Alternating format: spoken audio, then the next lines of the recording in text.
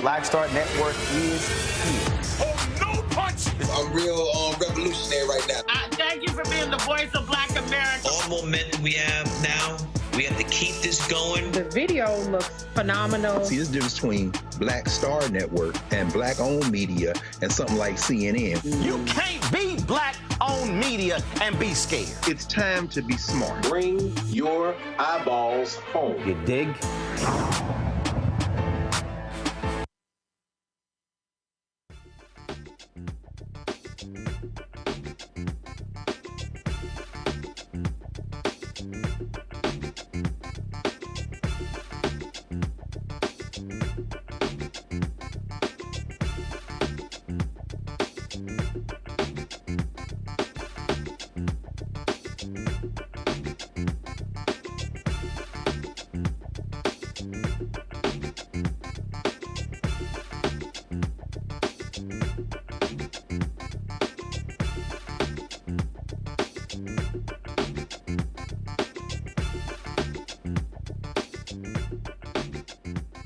Today is Tuesday, October 22nd, 2024. Coming up on Roland Unfiltered, streaming live on the Black Star Network. Virginia has a U.S. Senate race there. We'll be talking with incumbent Senator Tim Kaine about what's happening in Virginia, not only with his campaign, but also critical House races and the campaign of Vice President Kamala Harris. Actor LeVar Burton was honored yesterday at the White House. He'll be joining us in the studio to talk about that particular honor and a bunch of other stuff as well. Plus, climate is a huge issue in this election. We will talk to various experts about how important the climate and the environment is to African Americans and the role it's going to play in this election. It is time to bring the funk. I'm Roland Martin Unfiltered. On the Black Star Network, let's go. He's got it. Whatever the miss, he's on it.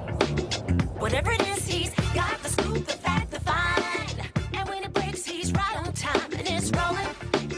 Best believe he's knowing. Putting it down from sports to news to politics. With entertainment just for kicks, he's rolling. It's on go, roll, y'all. It's Roland Martin, Rolling with Roland now. He's funky.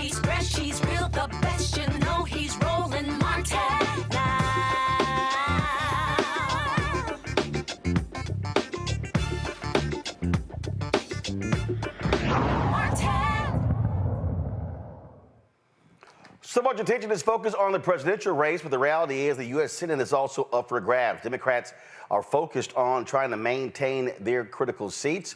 One of them is in Virginia. Joining us right now is incumbent Senator Tim Kaine. Glad to have you here on the show.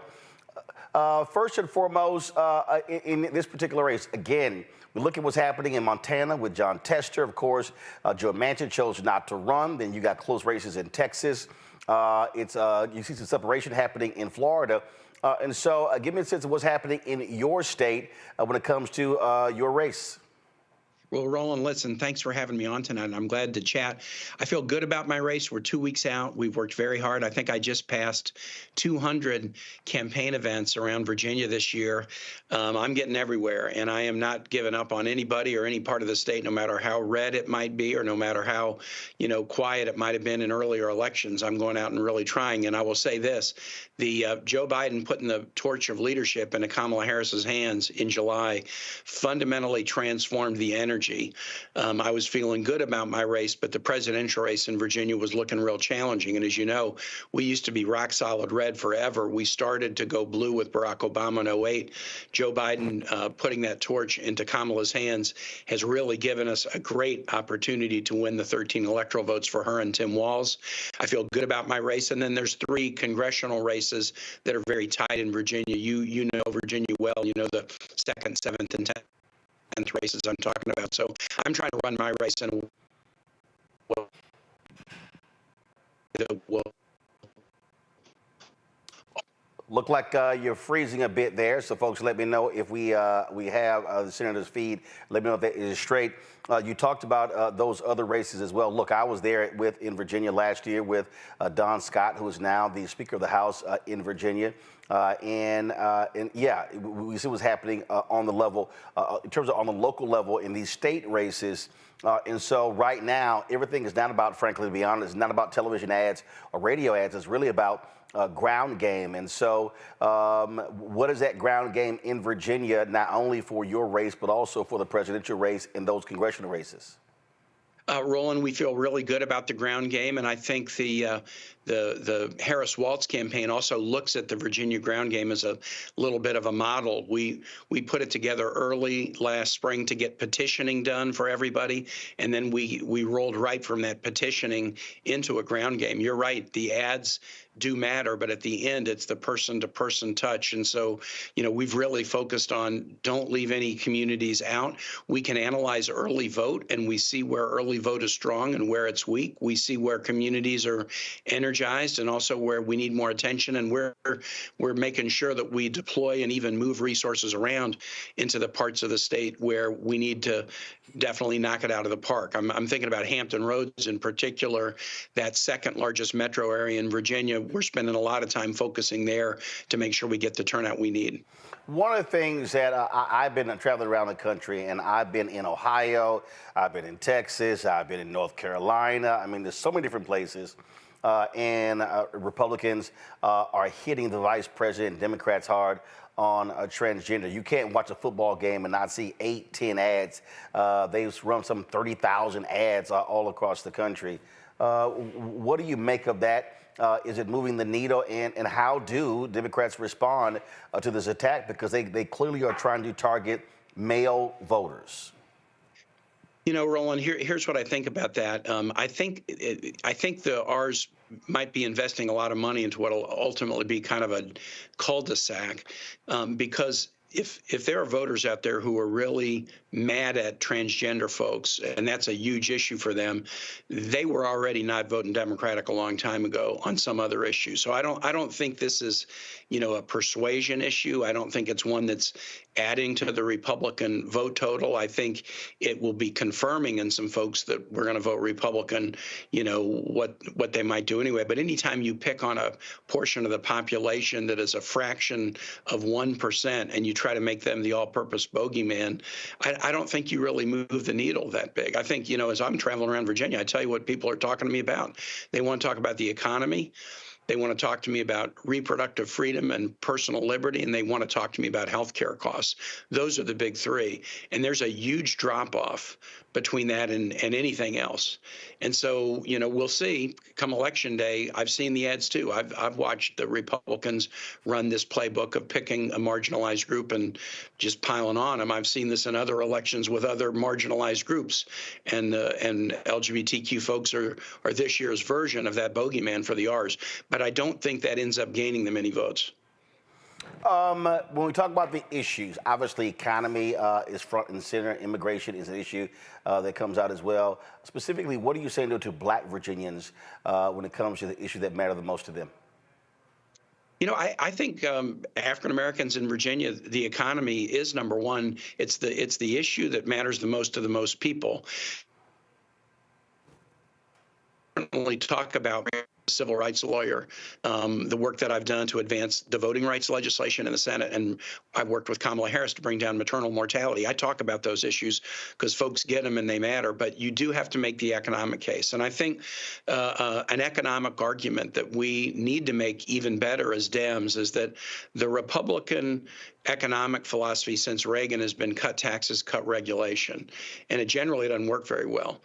What the Biden-Harris administration with Democrats has shown is there's a different economic philosophy, and I call it make, build, grow. We make it here in America, we build it here in America, we grow it here in America. It's a little bit like the Black Economic Alliance that has these three strategies of, work, wealth, wage, work, wages, wealth.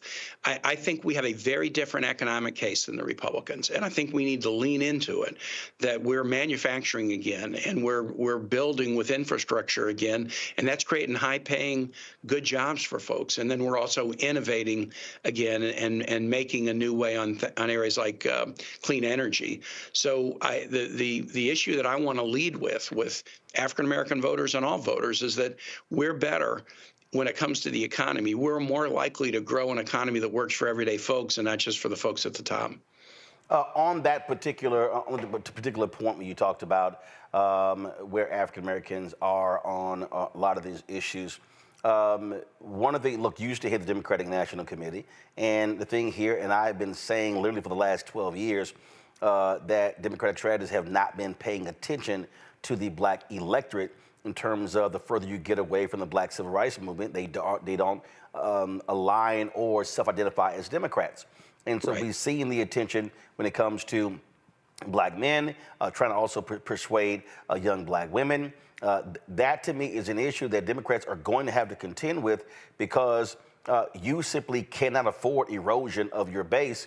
And what I keep seeing and hearing, and have been saying again for a long time, is that they're not talking to them consistently in off years and also laying out what they're accomplishing. And so, how do you look at that and what is being discussed in these inside meetings? Because it's glaring, it's sitting right there. I'm not sure, and I'll be perfectly frank, that these white Democratic strategists are listening to Black folk tell them what's actually happening. Roland, you and I have talked about this before, and I think part of it is also, with how do we spend money on our campaigns? Do we hire diverse staffs? Do we hire diverse consultants? I mean, I'm very happy that we have a really robust advertising budget in our campaign, both for African-American radio, African-American focused TV, but also for Spanish language, Latino outreach. I was a missionary in Honduras, and I'm fluent in Spanish, so I can do that. We've got to have teams that look like the voters that we want to reach out to. Virginia very well. We have had this sea change in Virginia where the Speaker of our House, African-American Don Scott, the leadership of the Senate, African-American leaders like Mamie Locke and Louise Luke,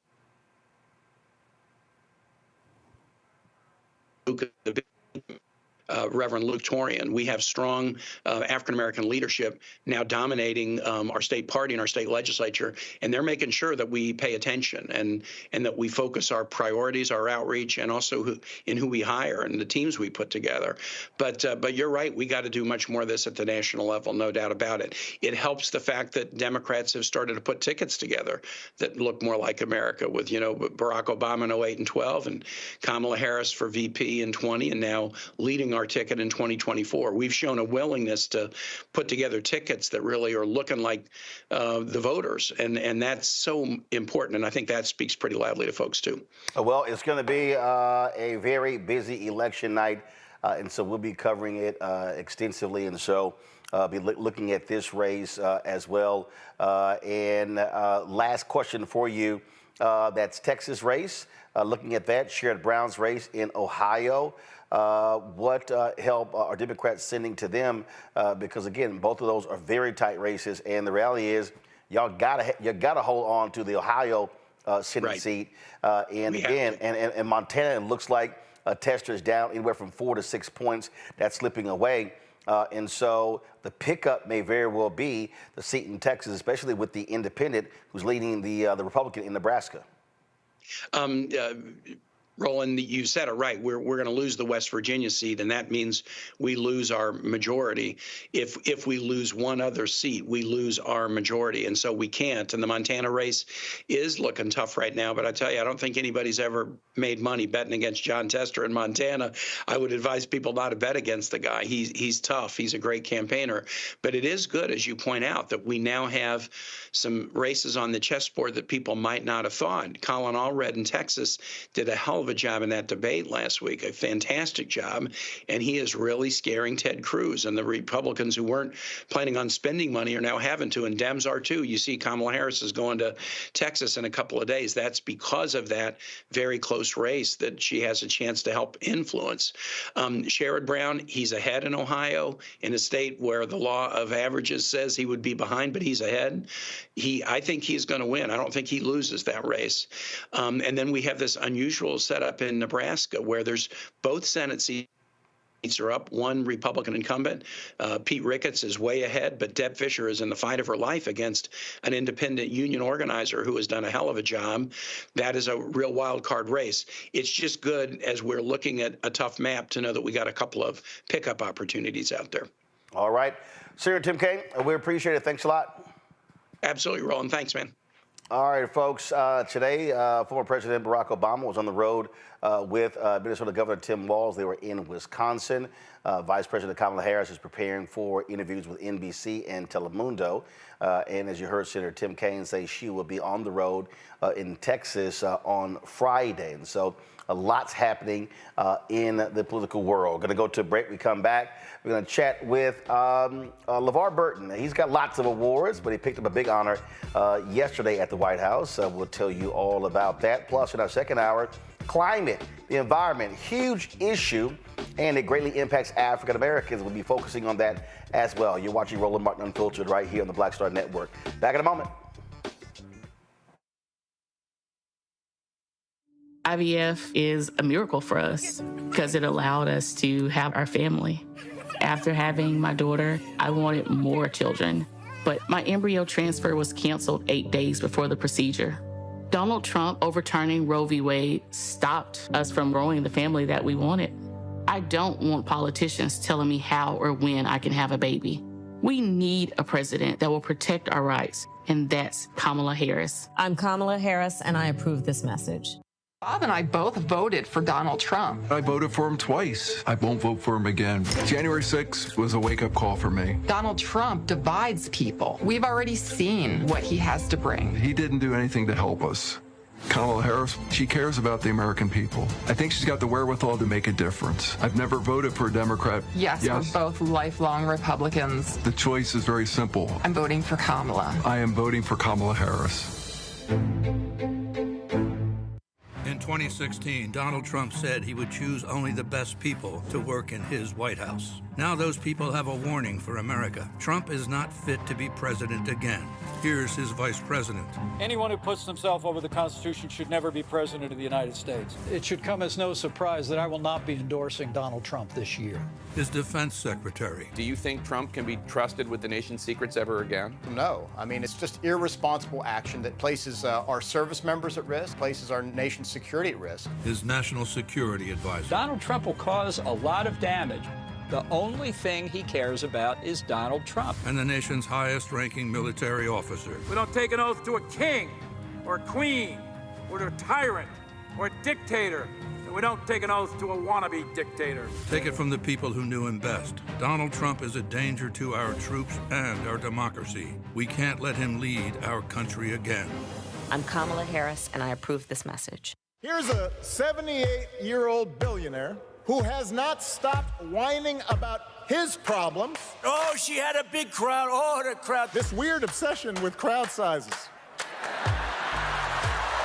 It just goes on and on and on.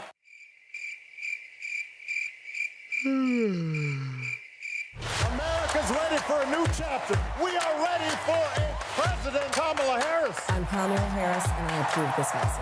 Wrongfully convicted. 5 teenagers were arrested, tried, convicted, and sent to prison. No men were exonerated. What he did to us, he tried to end us. Of course I hate these people. So-called Central Park 5. Calling for execution. And let's all hate these people. You cannot have this man go into office again. I want society to hate him. We were innocent kids. The confessions were coerced. Today, we are exonerated. That guy says he still stands by the original guilty verdict. This is about democracy being on the ballot. I have absolutely no compassion. Look at Kamala. She represents the kaleidoscope of the human family. There's something different happening in America. We will get the opportunity to build a future where we will be able to thrive and not just survive. Hey, what's up, y'all? I'm Devon Franklin. It is always a pleasure to be in the house. You are watching Roland Martin Unfiltered. Stay right here.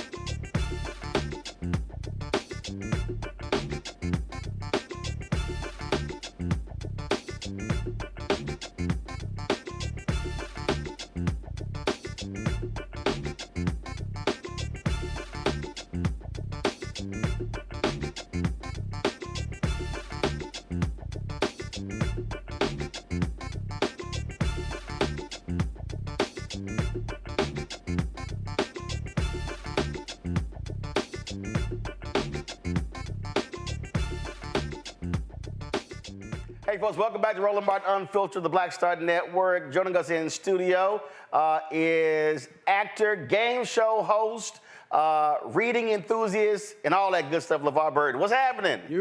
I'm all good. You are always good, Roland. I'm just out here just having a little fun, trying to give folks a little hell every day. You're succeeding. Now, you picked up a big award yesterday. Wow. I'm still floating. My heart is full. In a ceremony yesterday at the White House, in the Oval Office, the President of the United States put the National Endowment of Humanities medal around my neck. And, you know, It might have been in the back of my mind to get a nod from the National Endowment of the Arts, but this was from the humanities side for my work in literacy over the years. Now explain that to folks, because it's all kind of different awards that come there from are. the White House. Yeah, because I was confused because there's a National Medal of Arts, right? And this is different. This is different. This is the National Endowment of the Arts and the National Endowment of the Humanities, which are government organizations that support both the arts and the humanities. And they did not give awards in 2022 because of COVID. So 2 classes of medal recipients in both the arts and the humanities were given honors last night at the White House. It was pretty bomb. So pretty good group too. I saw on social Missy Elliott, yes, Spike Lee, Queen Latifah, okay, Steven Spielberg, John Meacham, Eva Longoria. It was, and to, you know, Skip Gates did my genealogy recently, and I discovered that my inclinations toward education don't solely come from my mother's side of the family. I did not know that on my father's side of the family, I have educators as well, and a member of the Arkansas legislature during Reconstruction. So I have always felt a sense of belonging and destiny in this country. And now, Roland, I have receipts. You feel me? I have receipts. I am part of a lineage of Black people that have been focused on the betterment of Black people through education primarily. And I love that because it just reaffirms for me that I am where I'm supposed to be, that I am in my purpose, and that's all that I need to do is stay there, stay in my lane. When you talk about, I mean, again, how vital education is, there's so many stories and there's so many things that folks have done. I think about the book, The Education of Blacks in the South from 1860 to 1935, that lays out just the fervor when slavery ends. So you have these white folks from the North who say, oh, we're trying to race down to help educate these freed, formerly enslaved folks of African descent. And they get there, 500 schools already open. Right. They were like, we ain't waiting on y'all. No. And then was amazing reading this book. He talked about collective bargaining, where there were folk who negotiated with plantation owners. If y'all want us to work the land, you have to have a school on site. And one stat that jumped out, I think it was 92% of all Black kids in Memphis were in school, and it was only 40% of white kids in D.C. And so that fervor, focus, I mean, they were, and what I say is, what they were saying is, okay, if we could have gotten killed, because we were seen reading the book, there must be something about that thing that's huge. Can I share something with you? I have been able in my career represent the Black experience in America from our enslavement to the stars. And LeVar, the Reading Rainbow guy, is smack dab in the middle of that continuum. You feel me? So now you said that on the Hulu, I'm sorry, was it the FX with Lawrence Fishburne? Yes. And so I saw it. And so those conversations y'all were having, and you made that very same point, playing Kunta Kinte, and then Geordie LaForge from Star Trek, and Reading to America, and then the Reading Rainbow for 23 years on PBS. So what that says to me again is I'm in the right place. I'm doing what my soul called for me to do, and that's not a bad feeling at all. Does it pain you when you see these education stats, when you see post-COVID what happened, especially the Black kids? Yes. When you see what else? There was a study the other day. College students didn't know how to read a book because of their attention spans. It's not good out there, Roland, and how could it not be painful to observe? We used to do a much better job of educating our kids in this country. I believe that we have made a choice, a conscious decision, to spend more and more money on war and the machineries of war than we have educating and feeding, our children. But all hope is not lost. There are really talented, committed people who are out here in what I call, at the point of purchase, in the trenches, trying to make change. I had somebody, when I interviewed the vice president a week ago, someone said, I don't understand, and I've been getting this for years. They were like, I don't understand, Roland, why you support school choice. And I said, well, first of all, let me be real clear what I support. Okay. I support black people being in control of the education of black kids. Okay. I said, now, if there's going to be a system that allows for me to control the curriculum, control the hiring, control the contracts, and control the whole, I said, I'm like, let's go. Yeah. Because, again, when I look at, and listen, I went to traditional schools. I've never gone to private school from K all the way through college, all public schools. But I look at it as a delivery system. I don't look at it as the only way to educate kids. Right. I look at it every possible way. I got no issue if you homeschool, private, parochial, magnet, all of different ways, as long as it's working. As long as it's working. That's the most important thing for me. Well, with book bans going on and the censoring of material and trying to, change history through editing and omitting, we need to be vigilant. We need to resist.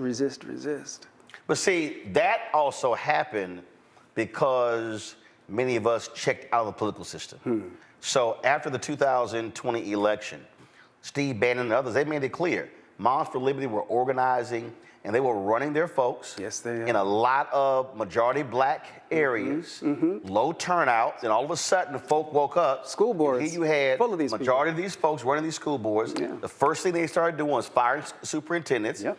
They, in South Carolina, the back-to-back superintendent of the year got fired in 2 different districts. And this is what I was saying to folk, this is what happens when we don't show up. Yeah. And these are majority black districts being led by folk who don't look like us. And that's why I tell folk, we can't say, oh yeah, I'm gonna focus on the presidential race. I said, no, it's that school board race, the city council race. And so now we're on the defensive against these efforts. Organized efforts. There you go. Organized and well-funded. Absolutely. But what I always keep saying, though, is they may have all the money, but they still cannot beat votes. But if you don't show up, that's how they win. That's it. And that's where those book bans really started taking off. Yeah. It became an opportunity for them to get in there and to start controlling things. And, now we have to respond, and we have to respond with resistance as best as we are able.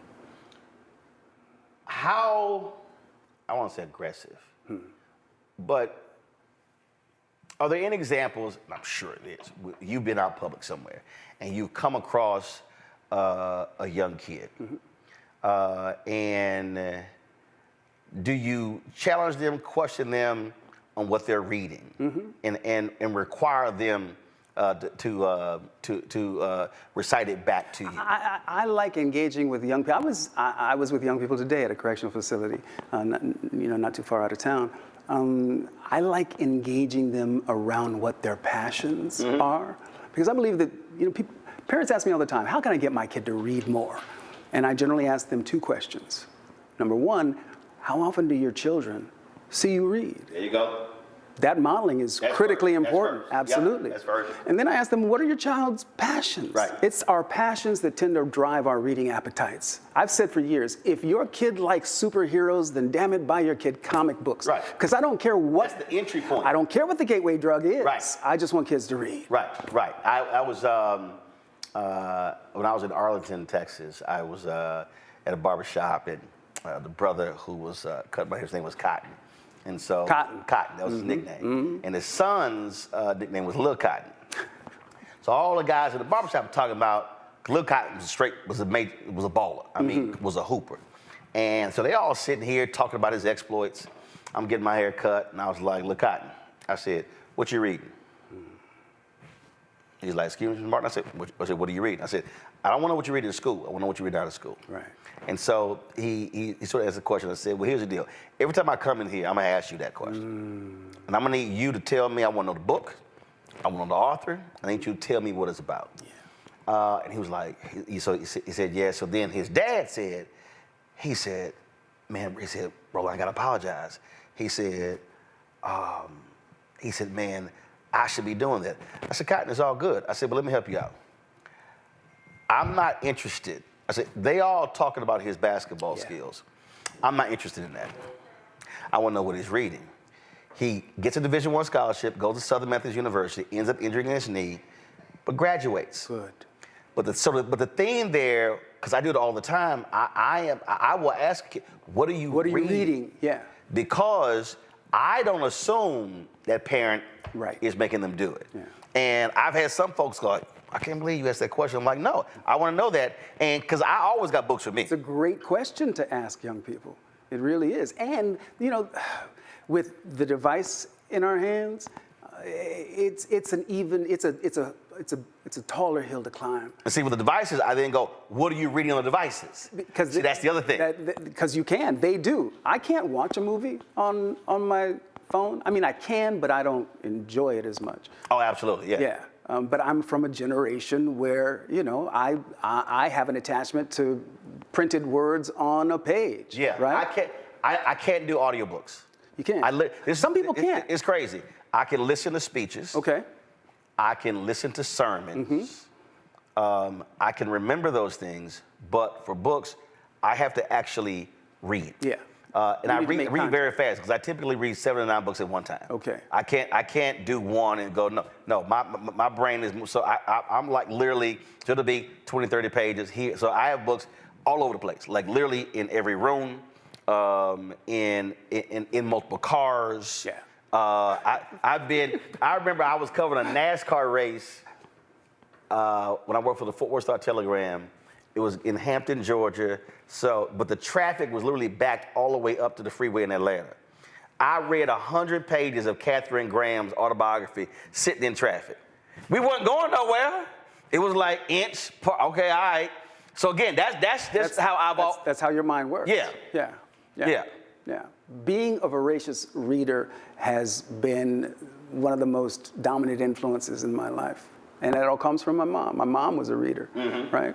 And she read not just to us. I have 2 sisters. She read to us when we were kids, but she also read in front of us.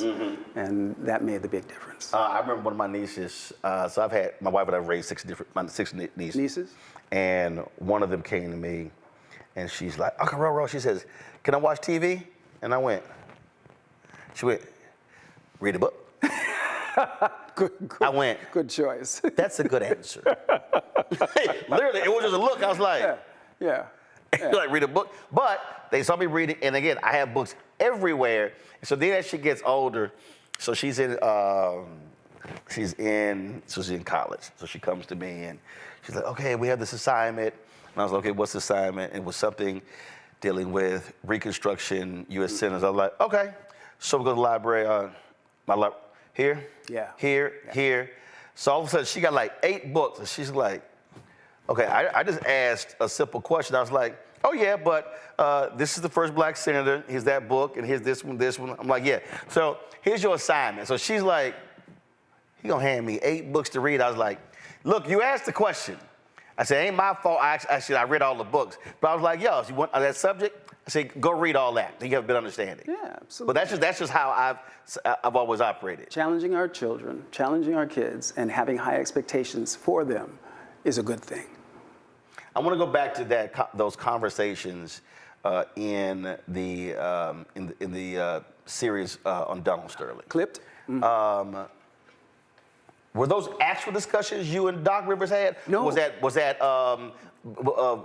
Hollywood license? Let me set the record straight. Okay.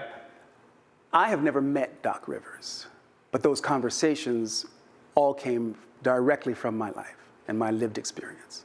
Ah, okay, got it. Yeah. That's what I.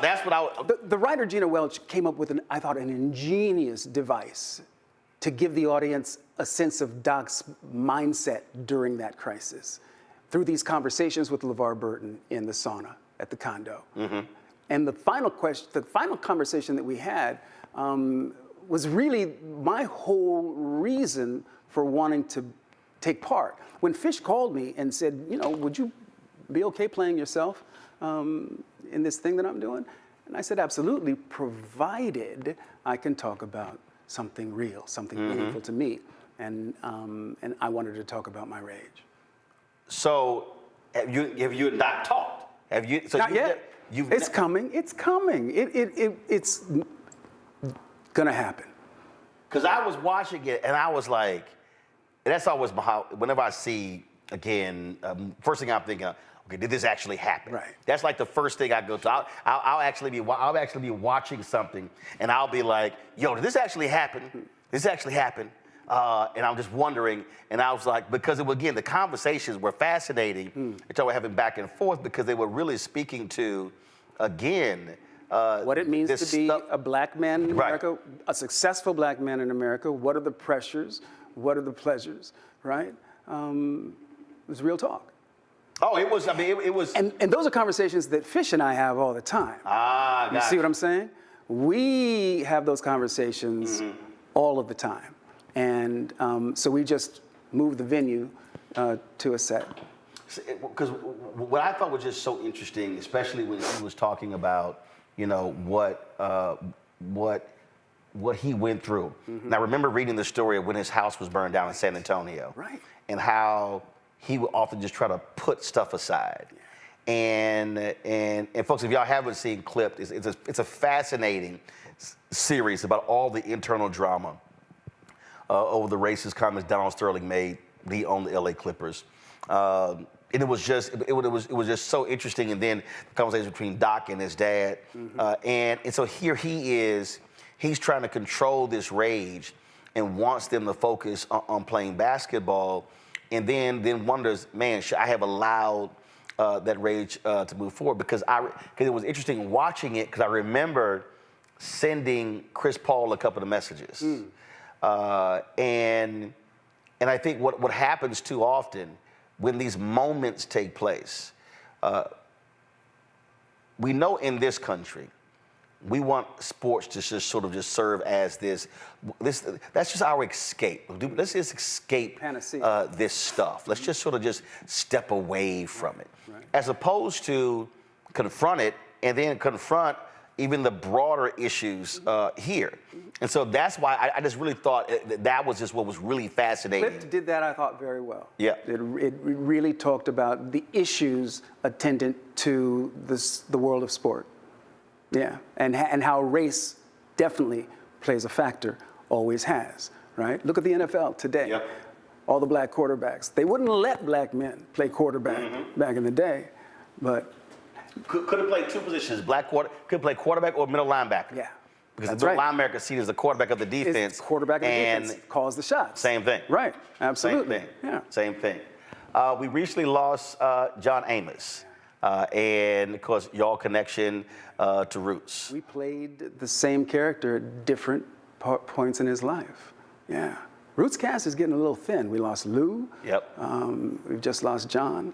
But the legacy still lives. It really does. I don't think, my friend Will Packer was producing the remake. The remake. I don't think, and I hate the folk who don't have an appreciation of history, really understand how huge that was. Yeah. You'd have to have really been there and lived through it to really fully understand how that 8 nights of television just captivated the nation's attention. I mean, cable was in its infancy. Yeah. You didn't have streaming. You didn't have all devices. So literally, it was in America with 3 major networks. Sure, you had some independent stations. Yep. But it was. I just remember it vividly. I mean, literally, America shut down. It did. Hotels and casinos in Las Vegas emptied out. Everybody was upstairs in their rooms watching. In prisons, and I mean, you could. And then the next day, after the episode aired the night before, it was the conversation. Right. It was the national conversation.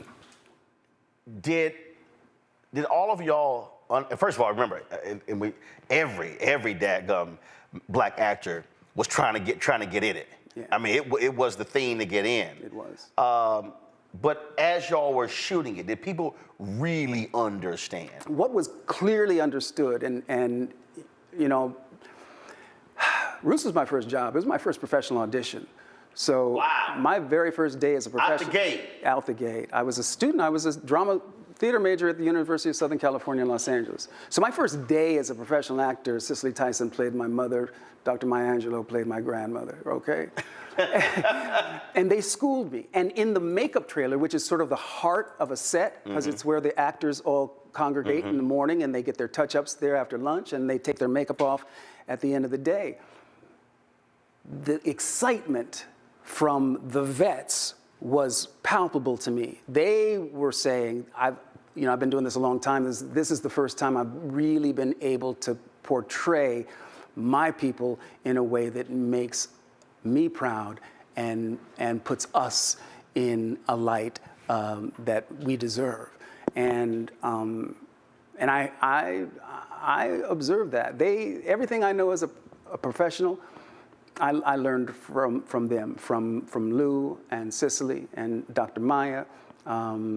They schooled me. They schooled me, and I developed my professional ethics from them. I gave the commencement speech at Grambling, and the title of the speech was "Never Say Toby." And I've worked in when I've worked in mainstream newsrooms. Never say Toby. We would be in the newsroom, and stuff would be going down, and black folks would be upset, and I would just literally say in the newsroom to the black person, I was like, "Hey, never say Toby." White folks had no idea what I was talking about. Really? They had no idea what I was talking about. But the black folks knew exactly what I was talking about, and they were like, "Bro, I can't believe you say that." I'm like, "No." I'm like, "You need to understand what that means." I'm like, "No." And they never knew. They had no idea what the reference was. And so when I gave that commencement speech, I was trying to get them to understand that I was showing them, listen, Toby, Kunta, and walk them through what that actually means. And you're going to have to make a decision that may cause pain, that may cause suffering, but your identity and your dignity are not negotiable. Absolutely. Absolutely. Not negotiable. That's the lesson. In clip, you said you still have the chains? I do. The chains that I wore.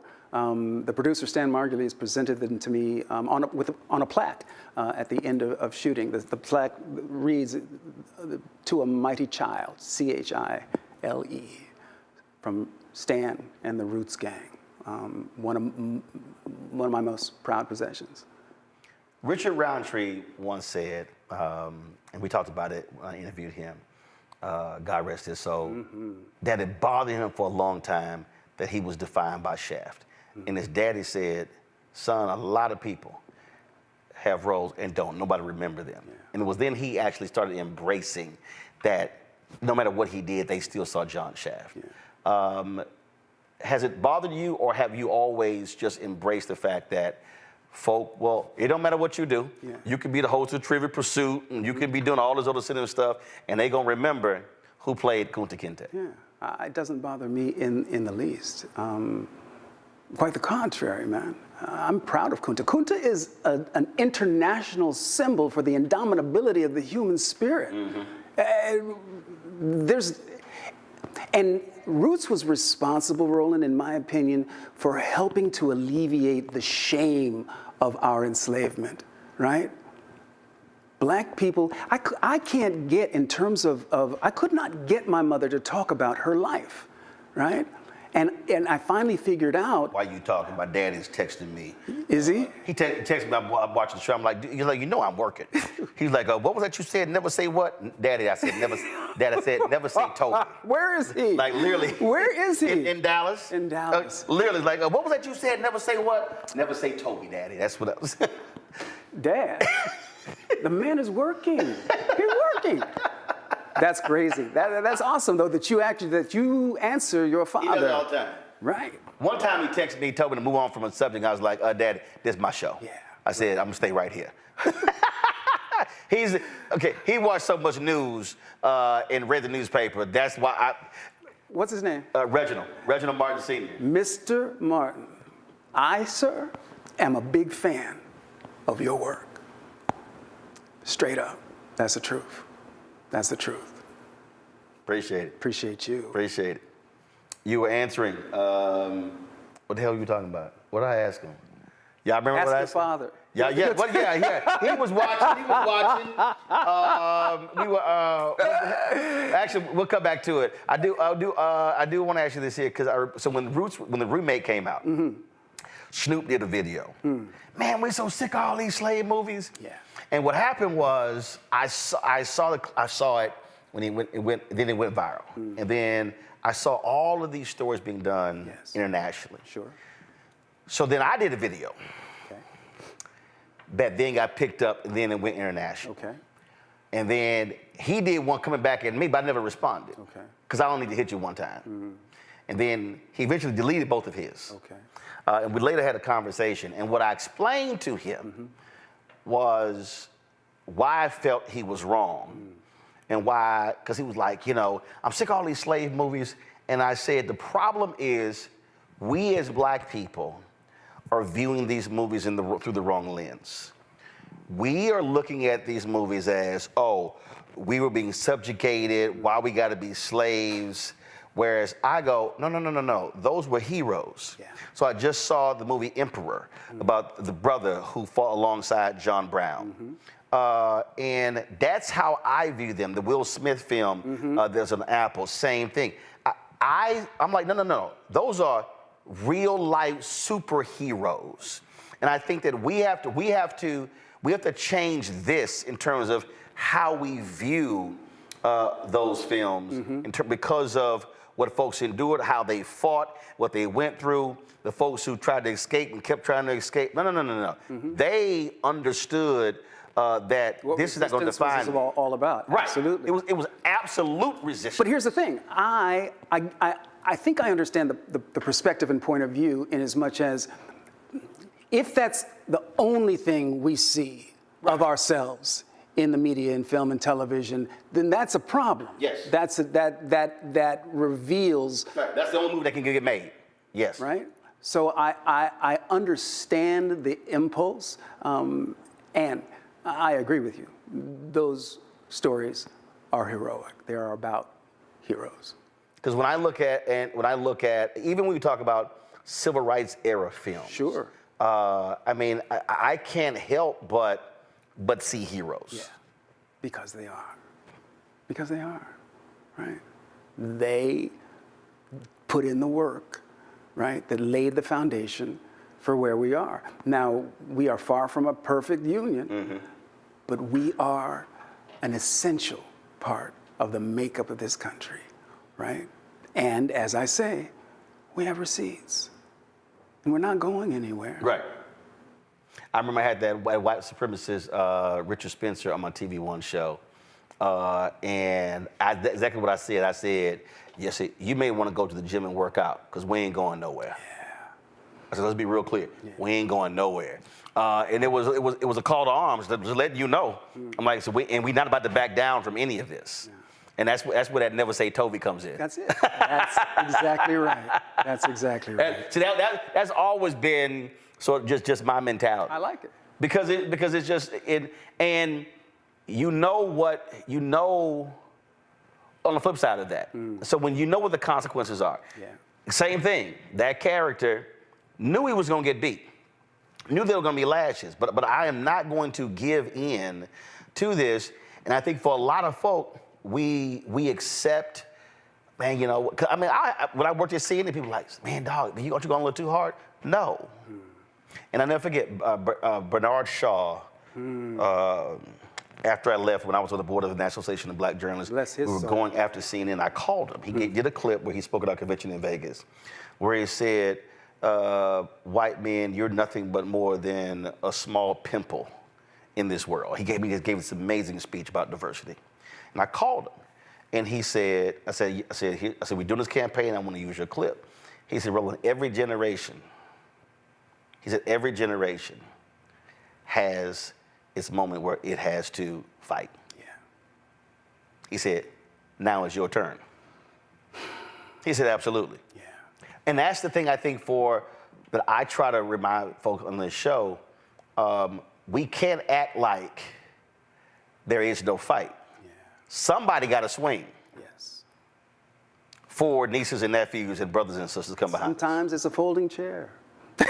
Absolutely. Listen. That's probably one of the most viewed shows. That thing we did, oh my God. Actually, I had some t-shirts made up. Did you? And I had a sister who hit me from Houston. She says, why am I sitting here in Houston with my family? And it's my birthday, and they are watching your Montgomery Brawls segment. And I was like, she said, she had FaceTime, but she said, no, look at the screen. They watch it.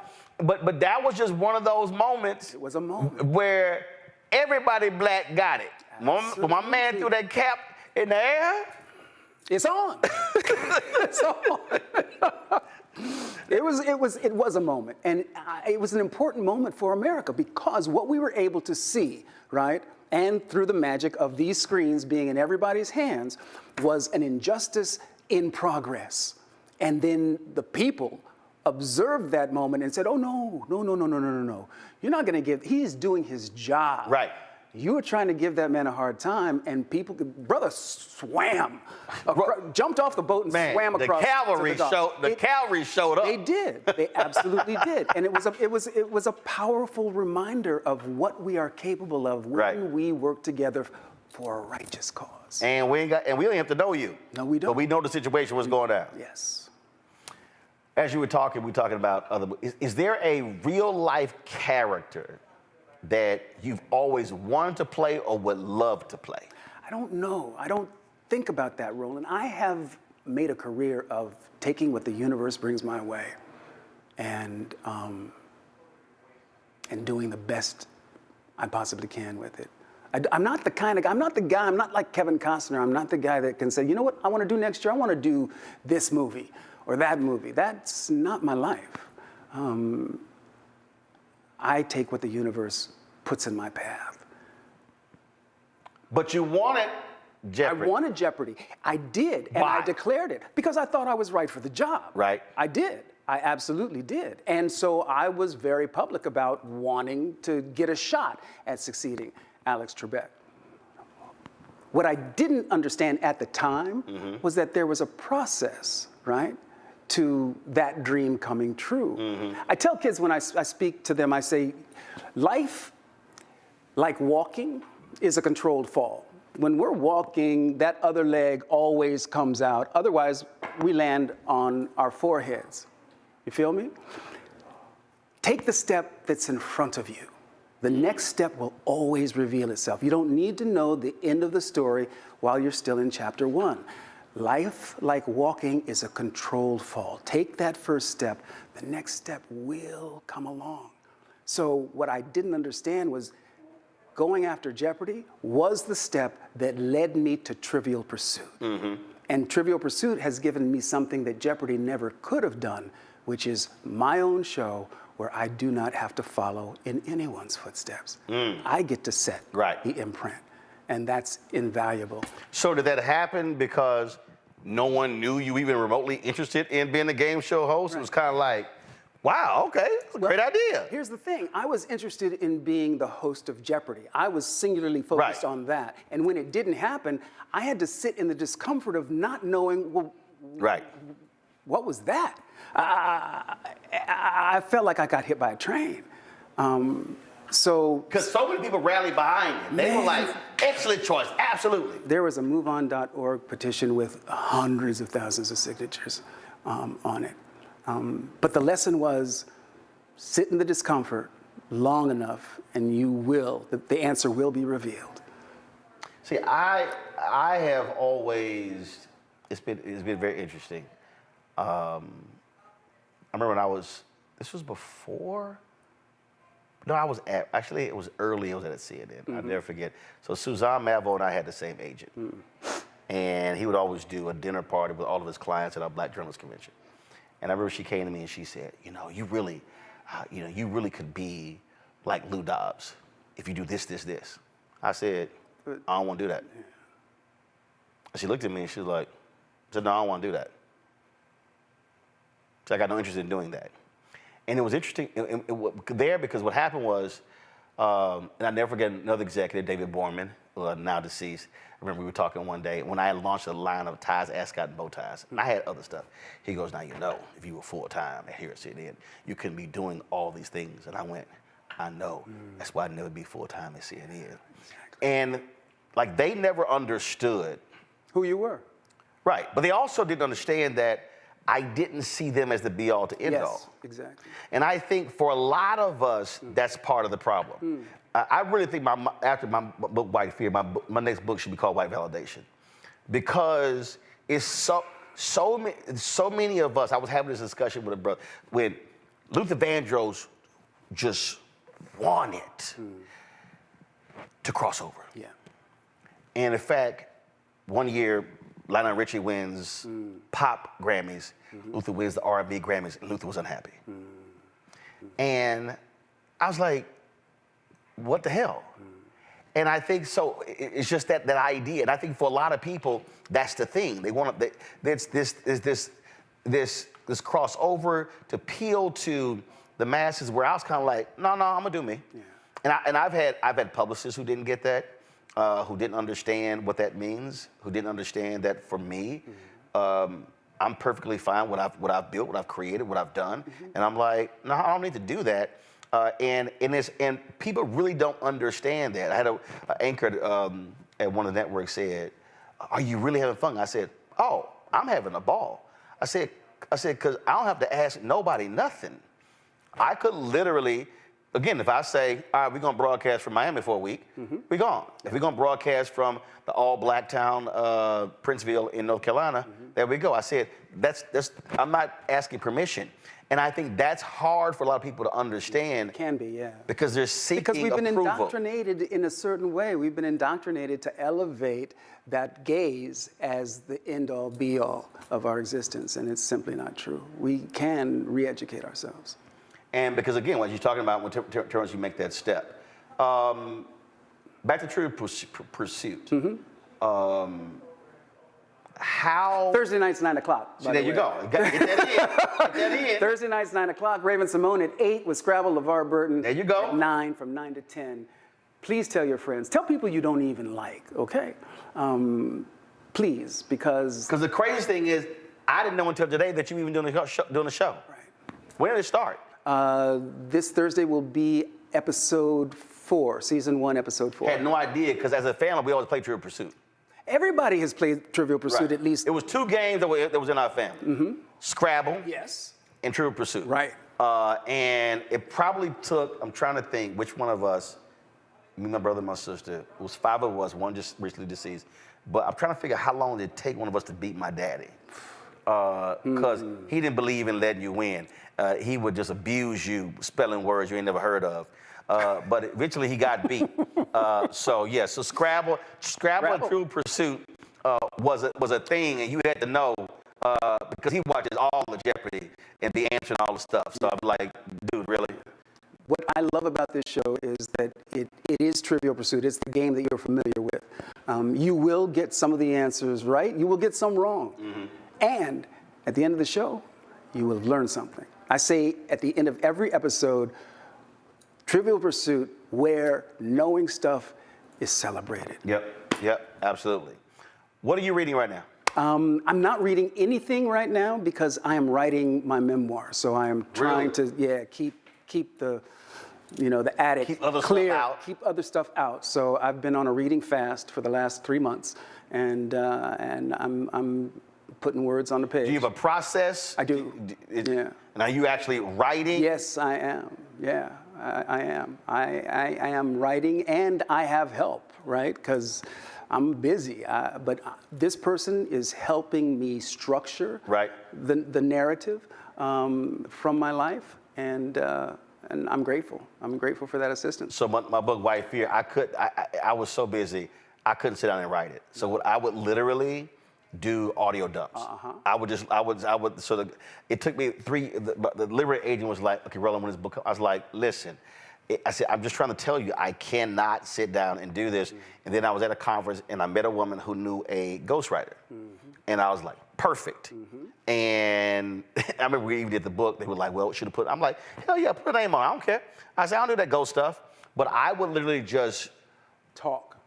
And I would just like but talk. You're a storyteller. And she would ask me a bunch of questions. You're a storyteller. And then she would pull information out of you. Yeah. Absolutely. Yeah. But I wrote a syndicated column for 10 years, but it was just literally just sitting down. And so, yeah, I probably, if I had to do memoirs, it would, for me, everything would be totally audio, because I just, writing has always been a torturous process for me. I'm hard on myself as a writer. Acting, directing, public speaking, right, producing, writing, because I have such a high standard for what constitutes real prose, legitimate writing, and I have worked on that for a calendar year, and have finally reached a place where I have a process that enables me to sit down and breathe and acknowledge that through me, right? Through me, it will come. That way, I don't have to take responsibility necessarily for whether it's good or not, right? And it's freed up the block. I've always written, and I worked in newspaper, did syndicated column, all that sort of stuff. But then when I transitioned to doing radio and television, nearly everything was oral. Yeah. And so I don't even when they have a script, that's a guide. I don't even go by the script. I can sit here and literally do a whole show and won't even read any of that. Roland, you can talk a blue streak on just about any subject known to man. But that's where reading comes in. Because I did a sermon Sunday at Friendship West Baptist Church, and Pastor Freddie Haynes, he always cracks up because I have no notes. I don't come up with any of that. Right. I'll literally just take a scripture and then give me the title, and then I'll lay it all out. But where reading comes in, I gave a speech once, and I actually quoted from 14 different books. North Carolina State, the library actually did a reading list. I had no idea it did that. So that's where reading comes in. So I just retain the stuff. So then if I'm speaking, I'll just pull it out. And that's where when young folks come up to me and they say, hey, how to prepare for what you're doing, I said, you have to be well-read. And the crazy thing is I can't read fiction. I cannot read fiction. Because fiction for me is something I can't use. Wow. Like I have to use real life. Let me tell you something. I think I read 2 fiction books. Mr. Martin. Yes. I talk to a lot of young people, and I tell them, you will be responsible for solving a lot of the problems that my generation has created. And chief among the tools you will need is the power of your imagination. Right. Fiction is the engine that drives our imagination. I genuinely believe that there was some kid who watched the original episodes of Star Trek, right? Continually seeing Kirk pull that communicator, right, off his hip, flip it open, call Scotty, beam me up. That child became a scientist, an engineer, right, and developed a piece of technology that is more prevalent than a toaster. Okay. Now I watch fiction. Yes. But it's just reading it. And there's no room in. It just Walter Mosley, when he came to my radio, he's like, I said, all right, tell me about the book. And he was like, I said, oh, I didn't read it. And he was like, what? But what was it? But he was trying to figure out what was interesting. But I also learned this from reading Larry King's book. Larry King, the reason he didn't want research is because he actually wanted to ask questions. Right. He had natural curiosity. He didn't, and so we had this whole interview. He was like, I can't believe we did a whole interview and you didn't read one line from the book. I said, no, I'm gonna sit here. And it was just at Proclesion, and my producer like, oh my God, what? I was like, sorry, baby, I ain't read none of your books. And it's just for me, it's your problem. I've tried. It's the way you are. Like, I cannot read, because I have to, whatever I'm consuming, I have to, it goes somewhere up here that I'm going to use. And you retain it. And for me, it's history. So that's just how I have to use stuff. And I can't use fiction in what I do. Jessica Rabbit would say, you're just drawn that way. Roland Martin, you're just drawn that way. Last question for you. Is there something you always wanted to do? I don't care what it is.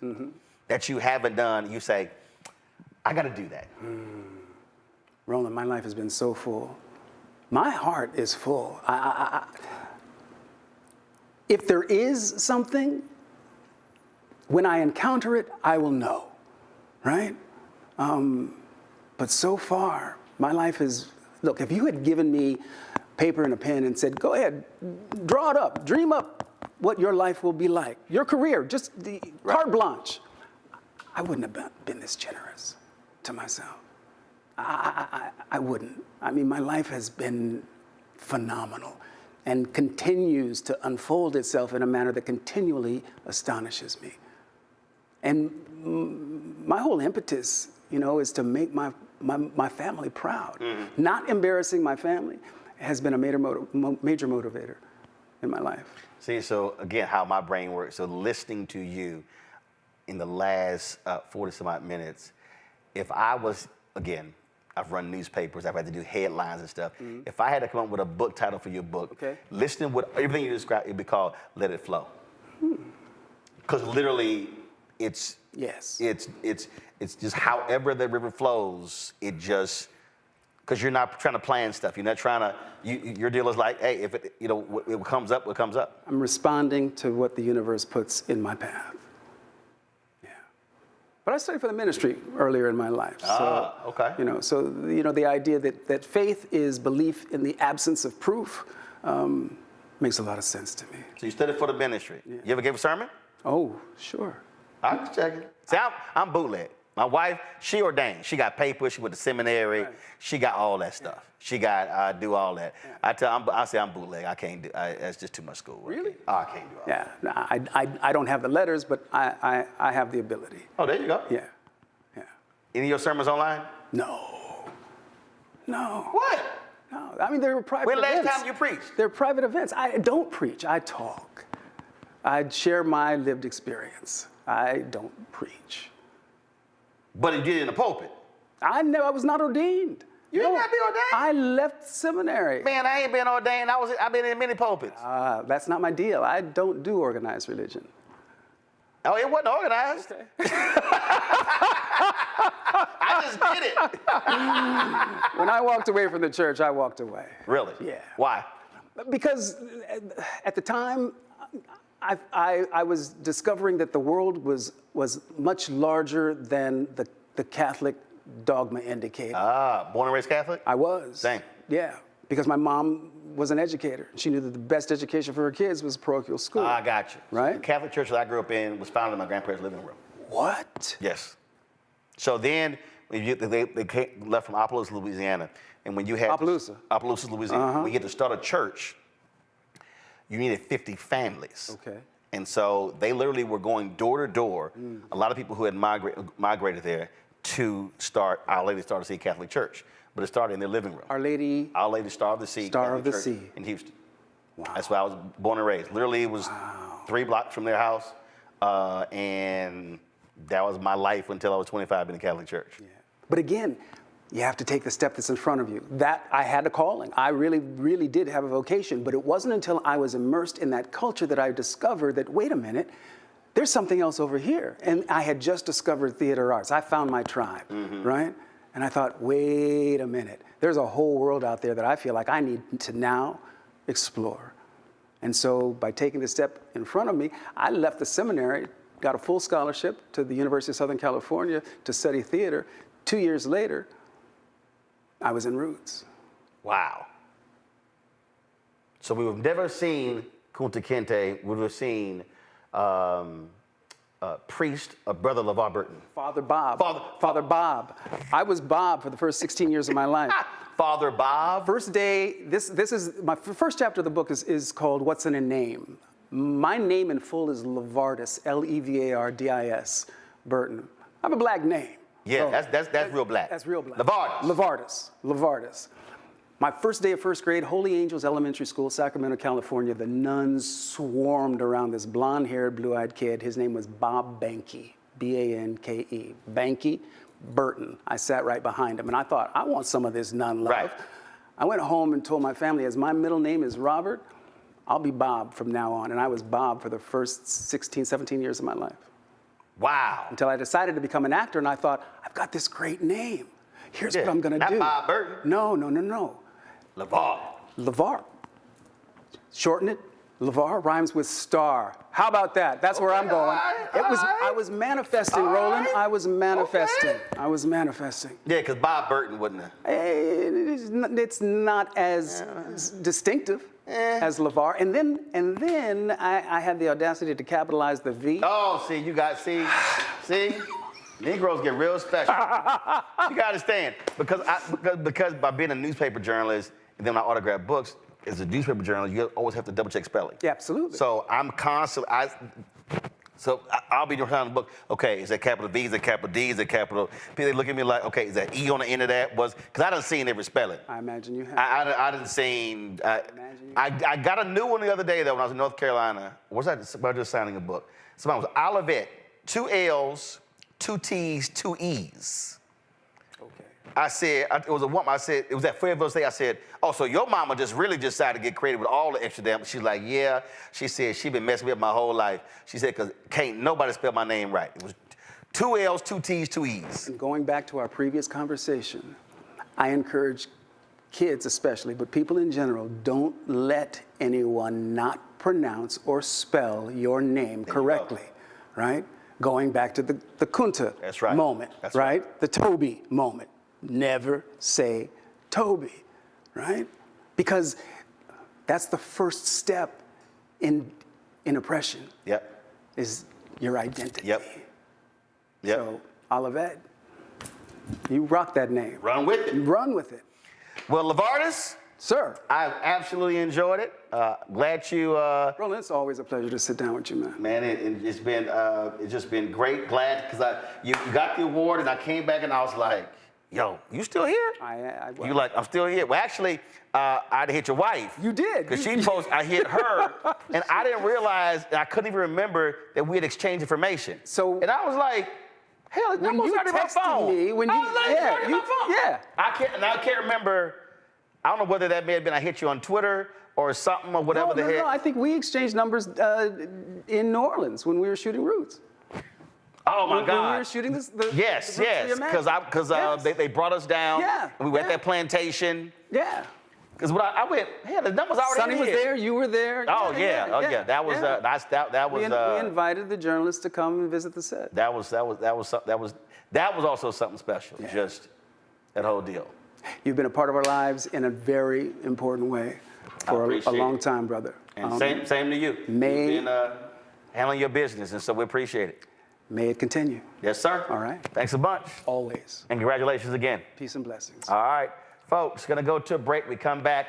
We're going to spend the next hour talking about climate change, the environment. The impact on African Americans is real, and it's a major issue in this election, even though it does not get talked about a lot. You're watching Roland Martin Unfiltered right here on the Black Star Network.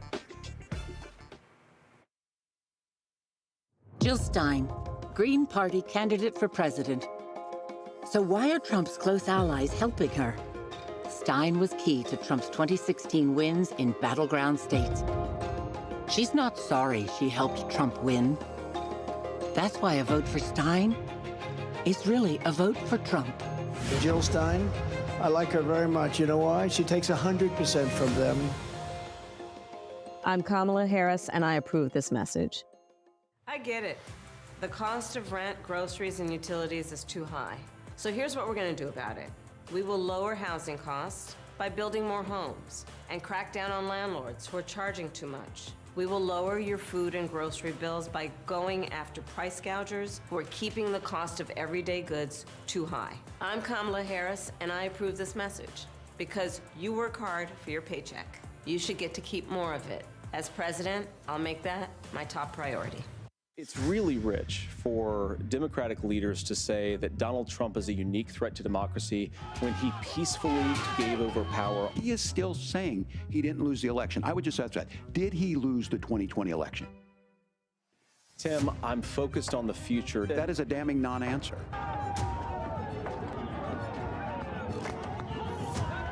America, I think you've got a really clear choice of who's going to honor that democracy and who's going to honor Donald Trump. Winners never back down from a challenge. Champions know it's anytime, any place. But losers, they whine and waffle and take their ball home. Trump now refusing to debate a second time. He did terribly in the last debate. He's so easily triggered by Kamala Harris. Well, Donald, I do hope you'll reconsider to meet me on the debate stage. If you've got something to say it to my face. I'm Kamala Harris, and I approve this message. He told us who he was. Should abortion be punished? There has to be some form of punishment. Then he showed us. For 54 years, they were trying to get Roe v. Wade terminated, and I did it. And I'm proud to have done it. Now Donald Trump wants to go further with plans to restrict birth control, ban abortion nationwide, even monitor women's pregnancies. We know who Donald Trump is. He'll take control. We'll pay the price. I'm Kamala Harris, and I approve this message. The overturning of Roe almost killed me. I had a blood clot in my uterus that caused my labor to have to be induced because of the overturn of Roe v. Wade. I wasn't able to get life-saving treatment sooner. I almost died. And that's because of the decision that Donald Trump made. I was able to get Roe v. Wade terminated, and I'm proud to have done it. The doctors and nurses were afraid that if they treated me in the incorrect way, that they would be prosecuted for that. And that's appalling. Donald Trump says that women should be punished. Do you believe in punishment for abortion? There has to be some form of punishment. For the woman? Yeah. I believe that women should have reproductive freedom to make the choices about their own bodies. 4 more years of Donald Trump means that women's rights will continue to be taken away one by one by one by one. This has to stop because women are dying. I'm Kamala Harris, and I approve this message. Farquhar, executive producer, Proud Family. You're watching Roland Martin Unfiltered.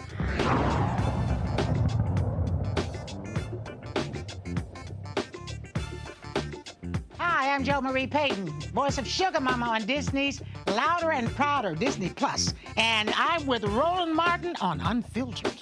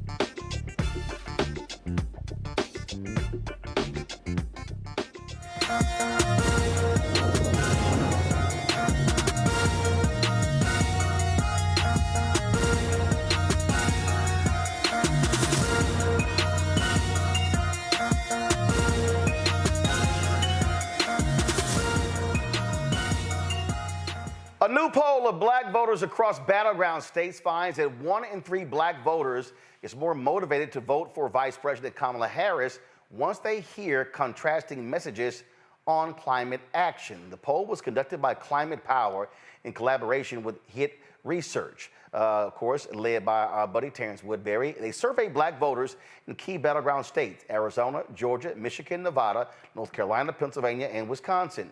Climate Power's Black Engagement Senior Advisor, Markia Thomas, joins us right now, along with Dr. Mustafa Santiago Ali, former Senior Advisor for Environmental Justice at the EPA, as well as Tamara Toles O'Laughlin, the CEO and president of the Environmental Grant Makers Association. So glad to have all three of y'all here on our climate change special. So Makia, let's start with you. And so just give me the overview of really what y'all were able to discover, how critically important climate and the environment is to African Americans.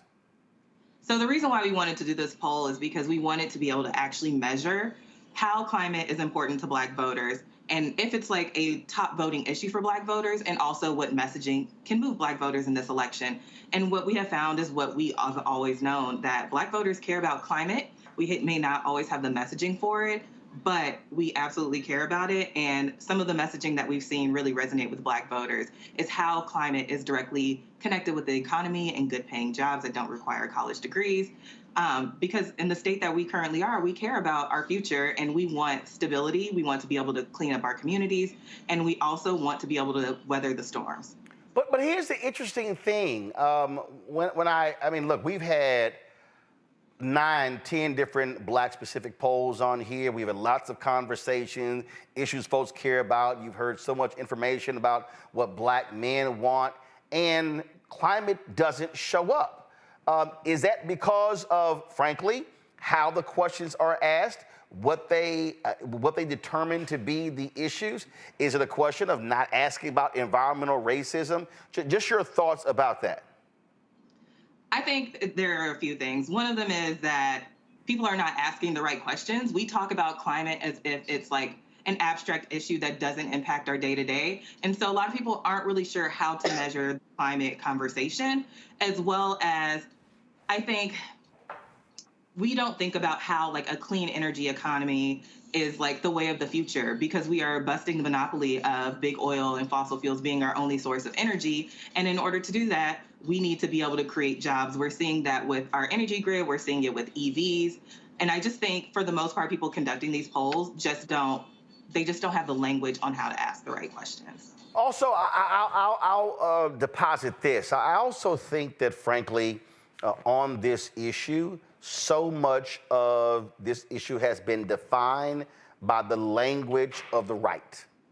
And so many folks on the right, climate hoax, this stuff is not real. Oh my goodness, you talk about the weather changing, all these different things. I mean, literally, it's late October. Here we are in, Washington, D.C., and, you've got, I'm looking here, today it was a high of 82, 78. They're already saying it's likely going to be a very warm winter, which is, in the last 2 or 3 years, has been that way.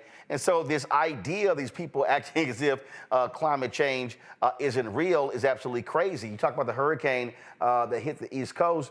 That was this interesting story a local station had done, how people, about 3 years ago, people had left eastern North Carolina to move to Asheville because they figured, being in the mountains of North Carolina, they were free from climate change, and then massive flooding actually happens. It was kind of like, oh my God, we actually can't escape this. And so I think that's also, it's been so politicized, and these scientists are not real, these are, that it also impacts how people sort of view these issues.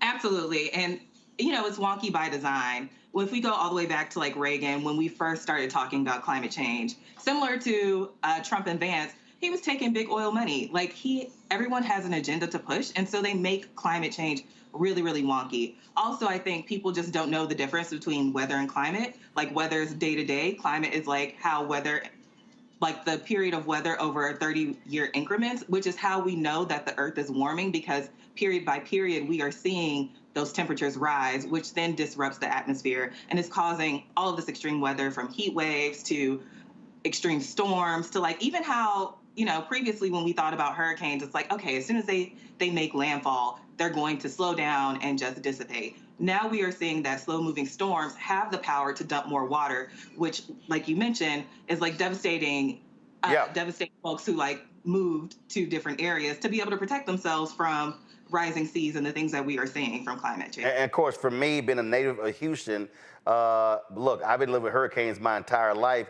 you prefer a fast-moving hurricane as opposed to a slow-moving one, because you're right. When you're dumping that amount of water, it completely overwhelms systems. And then even back-to-back, frankly, the Earth can't absorb those back-to-back storms, and now it just wreaks even more havoc. I want to bring in Mustafa in this conversation as well, because Mustafa, again, I do believe language matters, semantics matters. And so when you're hearing environment, climate, weather, environmental racism, what I try to do is, and what I do is try to simplify this as much as possible and explain to people, do you care about what's in your food? Do you care about the air you breathe? Do you care about the water that you drink? Do understand your entire existence is dependent upon what's in the air and what's in the ground. Exactly, and you hit it right on the head. You know, it is about food, it is about health, it is about jobs. We know that those are three issues that even in this particular moment, folks care about. No matter what color they are right now, they actually care about those. But for our communities, it's critically important for us to be able to help them to understand that when we see these prices for food going up, there is a connection also to both the climate crisis and injustices about where and how people can grow food. Can we grow food in our backyards like our grandparents used to do? Or do we now live in communities, these sacrifice zones, that have toxic pollution that are there?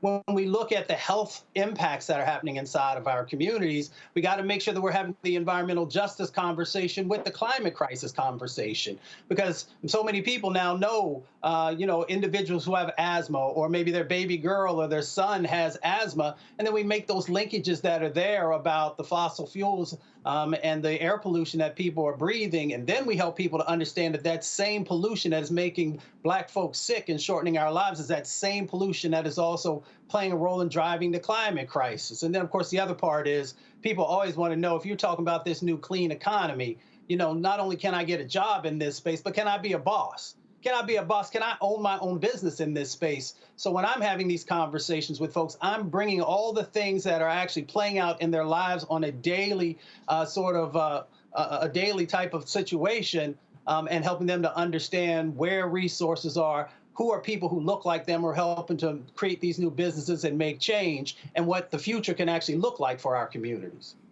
Tamara, I think that when we talk about the jobs aspect of this, this is what I think is the fundamental problem in the United States. We actually prefer stuff to reach catastrophic points before we go, okay, fine, maybe we ought to fix this thing. Because we are so economically driven in this country, and we just got to go ahead and be clear about this. This is a capitalistic society. It is about how can I make as much money as possible and keep as much money as possible and to become rich. So what we then do is we say, oh no, you hear Donald Trump, the Green New Deal, it's gonna cost too much. It's gonna just too much money. We don't have enough the electric grid. We don't have enough power stations, and we need more gas and oil and drill, baby, drill. That's just literally how we think, and you're seeing what's happening. But the problem is, all you hear is, oh, this is too costly, as if there's not an actual cost to what has happened with the climate in this country and in this world. Yeah, so it isn't just that there's a lie that it doesn't cost money. The idea that doing everything, like the Green New Deal is an umbrella, it's a concept. It talks about paying for jobs, making sure people have health care, and that there is energy. Guess what? We pay for those things anyway. So there really is no differential between whether or not we do something about it, whether we're consumers or whether we are people who own our own capacity. We're going to put money in, we're putting labor, we're putting in our sweat, and when we live and die, other people make money off of it. So there is no too expensive to grow into what's better for our people, because we pay on either end, especially when we're not in charge of what we're discussing. So there is no financial argument to continue polluting unless you're someone who sells oil and gas. To everybody else, it's cheaper to get clean. Well, but here's, I think, what's crazy, Markia. It's already costing us. You literally have insurance companies not wanting to do business in Florida, flood insurance, other types of insurance. We're seeing this. So this notion that, oh, we can't afford it, guess what? Regular, ordinary people can't afford it. I had somebody hit me, and this woman, she says, well, I don't understand, people, why aren't they leaving? I said, okay, as somebody who's actually had to flee, had to evacuate before because of a hurricane, I said, let me just walk you through basic cost. If you have to pack up and leave, first of all, you gotta have a car. What if you're low income, working poor, you use public transportation. Now you can't leave. 2, if you go somewhere, you have to think you're gonna be gone at a minimum for a week. Okay, hotel's gonna be $200, maybe cheaper, but let's just say $200. Okay, you throw in taxes, you're gonna have to spend possibly $1,200 to $1,500 for a room. Now you gotta eat. Now you got kids. I said, so that's anywhere from $2,000 to $4,000 you're going to need to be able to leave for that week. How many people actually have an extra $2 to $4 grand to leave? They don't. That's a real cost when a natural disaster is on its way, which is why a lot of people stay because they actually can't afford to leave. And so when you start seeing more of these weather-driven circumstances, that is a cost. There's a human cost, a financial cost right now. And the thing is, we shouldn't have to leave. Like, we did not create this problem, and so we should not be on the hook for it. And even outside of just fleeing, we've seen big oil companies pass along the cost for, like, repairing grids and, like, the cost to rebuild communities onto the people that live there as if we were the people that started this problem and as if we are fueling this problem, when essentially we just want to be able to live our lives in our communities and, like, live in communities that also are safe from environmental harm. I want to go back to the poll that y'all released. You really see the movement when it comes to voters. You really see that movement among 18 to 34. That really jumps out. But what also I think is interesting, where y'all said that when it comes to following proper messaging, strong motivation, vote motivation increases by 6 points. A third of Black battleground voters 18 to 34 feel more motivated by the end of the poll. But what jumped out at me when it says, go to my iPad, 1 in 4 battleground voters feel more motivated. These voters tend to be Black voters 1849, particularly Black voters 1834 and Black men. Why specifically Black men? Just curious. I think specifically because Black men tend to be like the movable middle. These are the people that are like really focused on providing for their families and their communities. And so what they are most interested in is the economy. So when we present this messaging of good paying jobs that don't require college degrees, people can see themselves in this future where they are able to provide for their families without working multiple jobs. And I think that's why we're seeing the most movement amongst Black men. But another thing is, like, amongst young voters and also women voters, the idea of a future that our children can thrive in also does really well. Tamara, I think you want to jump in there? Yeah, I mean, I always do. I think, why are we focused on Black men? Because the Black vote is the vote that makes the elections happen. And the Black man is a part of the community, the leader of the family. And so, frankly, the idea that whether Black men are being persecuted, somebody's getting paid on that, if people are being put in under the jail, Black men are being targeted for that costs people and it costs the culture. If Black men are put on a track for success or failure, somebody in America is making money on it. So it's not just that we're the movable middle, it's that we are the people who move things in this country. There have never been an election that has been won without the Black vote. And so by separating us by gender, organizing us by race, figuring out how to break apart the Black family, there's a lot of money to be made, a lot of votes to be moved. And so, frankly, the idea that Black men are responsive to knowing that there will be jobs in an environment where they don't have to take jobs that kill them is pretty straightforward. Mustafa? Yeah, no, everything that folks said. I think the other part of it, too, especially when you look at that particular age range, is that individuals have grown up seeing everything from Hurricane Katrina to Hurricane Harvey to Maria. They've seen the lead crises that we have in Flint, Michigan, and in Jackson, Mississippi. So folks are paying much more attention to these impacts that are happening inside of our communities. And then as the sisters have shared on the flip side, they also are now paying attention to these opportunities because, yeah, there are, now over 300,000 new clean energy jobs that are out there. But people also who want to be entrepreneurs have an opportunity around contracting and subcontracting and be able to create their own businesses, to be able to take care of their families, to be able to address the wealth gap that exists inside of our communities. So it is an exciting time, and that's why we have to take a serious look at both of the people who are running and ask the question, who truly cares about our community, improving our health, and who truly has a track record of also creating economic opportunities for us to move into the space? Because we know when we come into a space, our Black genius then takes over, and we take it to a whole nother level. Markia, when I look at, again, when I look at this poll, go to my iPad, y'all have it here. Target the right audience with the right message. Create a message testing study to identify the most impactful messaging to the right audience around Harris's vision for climate and clean energy, as well as going on offense against Trump. Has that been happening? It has been happening. I think it's really important to focus on contrast messaging and also making the argument clear and pointing out the dangers of Project 2025. Not only does it threaten the National Weather Service, but it's going to put basic needs behind paywalls, which makes recovery from extreme weather even more difficult, as well as like things that will impact our everyday lives, from like healthcare to childcare to like our access to food, as Mustafa has talked about earlier, and how important this is. And so Project 2025 literally threatens our livelihood, and our lives are on the line with this election. I'm seeing here, go back to my iPad here, Mustafa. It says Trump gets the most trust from Black voters on economic issues like jobs and cost of living. So emphasizing Harris's commitment to create new, good-paying, clean energy jobs, lowering costs, and creating pathways to the middle class is an opportunity to build trust on the economy. How would you assess it thus far, 14 days out?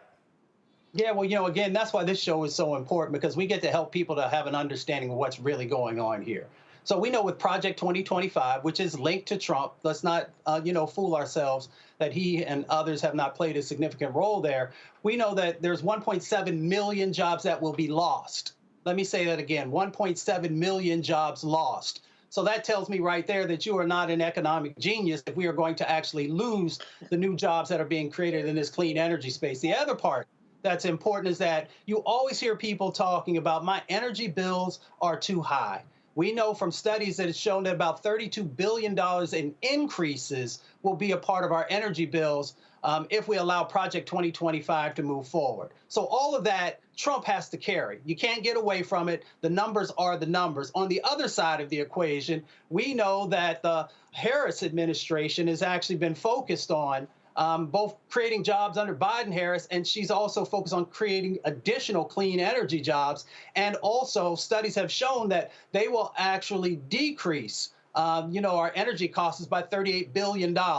So for everybody who's out there, whether you're standing on the corner, you're in the barbershop, you're in the library, wherever you're at, if somebody tells you that you're going to lose over 1 million jobs here, and the other person is actually creating jobs and has a track record on it, and then the other side of the equation, once again, is saying that they are going to increase your energy costs. So if there's anybody out there who's actually cool with your energy bills going up, then you know the administration that you should go for. But if you want your bills to actually go down, your energy costs to go down, then you have an administration on the Harris side who has a track record and who also has a plan moving forward.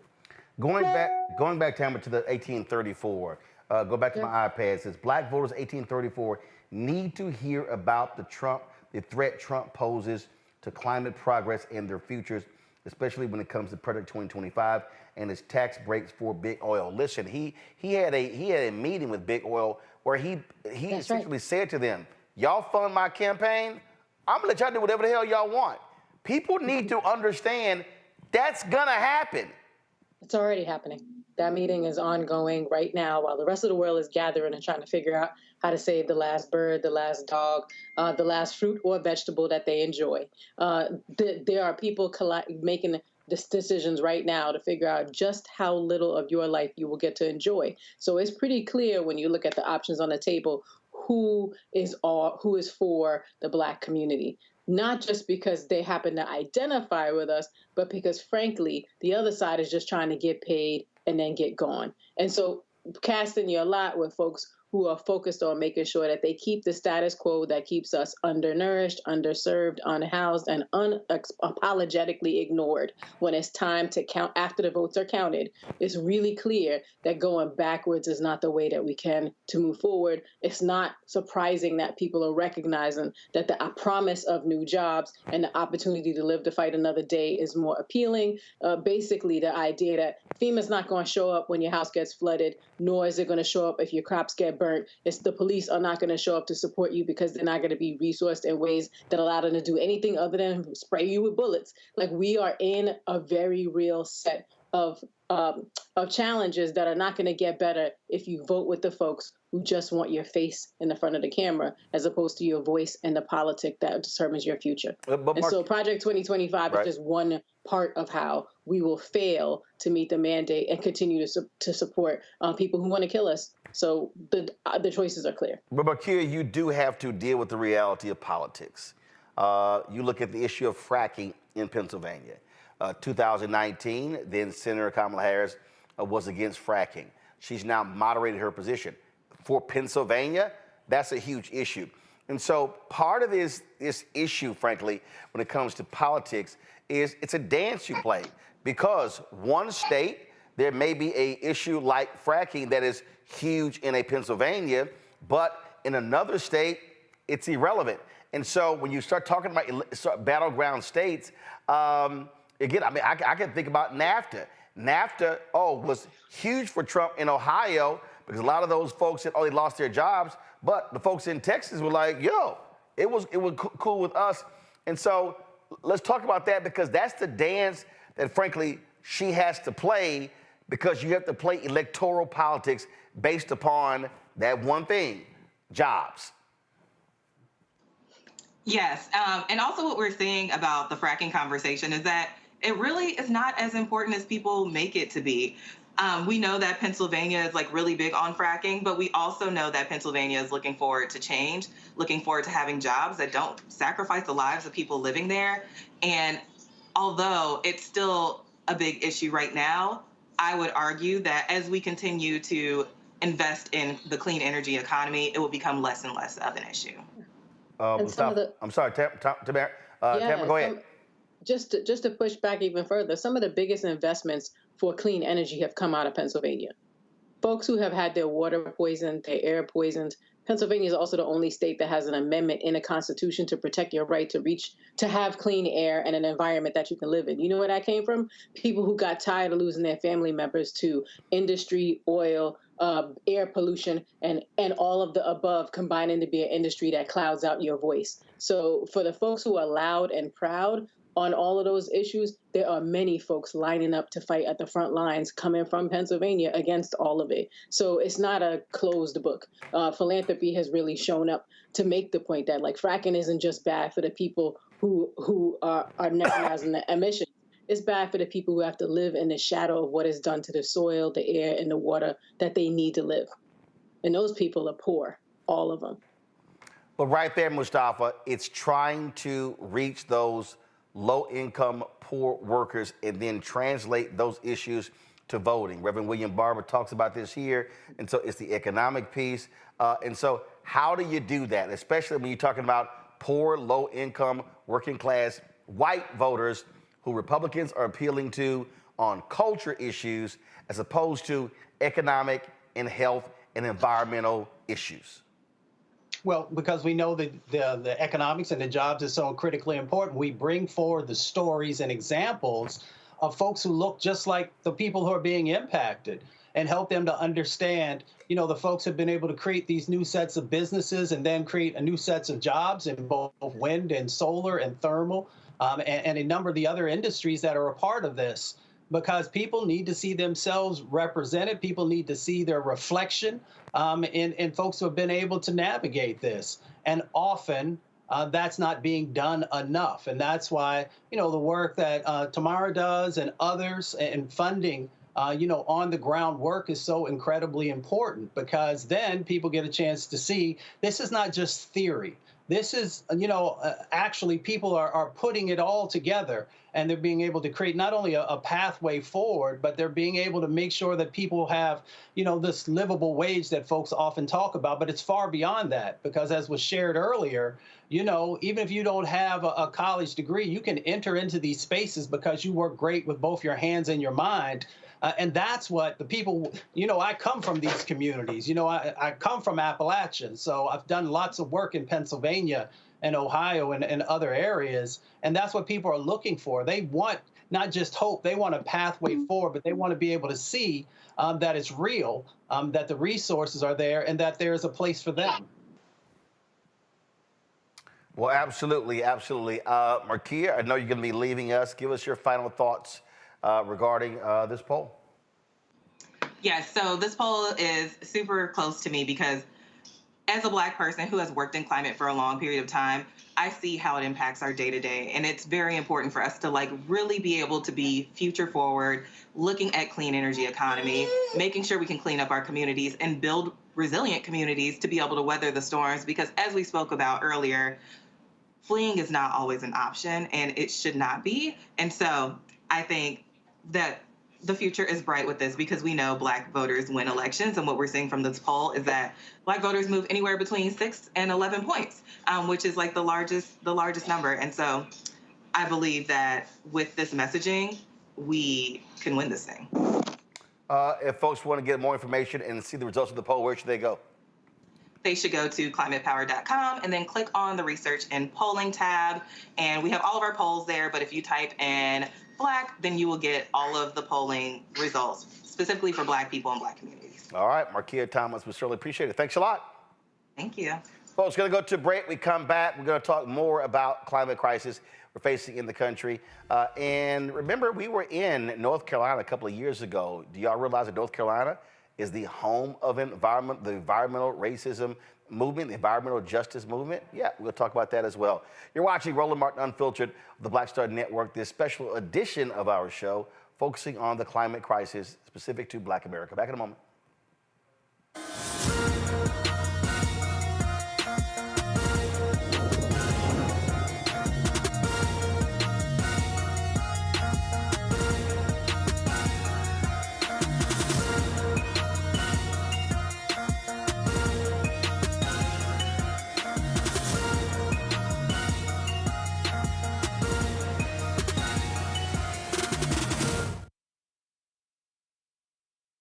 IVF is a miracle for us because it allowed us to have our family.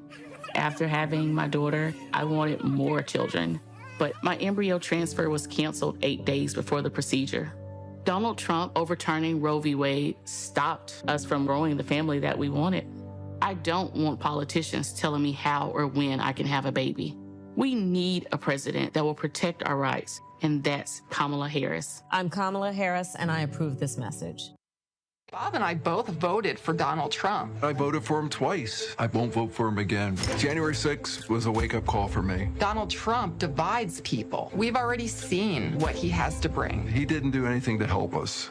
Kamala Harris, she cares about the American people. I think she's got the wherewithal to make a difference. I've never voted for a Democrat. Yes, we're both lifelong Republicans. The choice is very simple. I'm voting for Kamala. I am voting for Kamala Harris. In 2016, Donald Trump said he would choose only the best people to work in his White House. Now those people have a warning for America. Trump is not fit to be president again. Here's his vice president.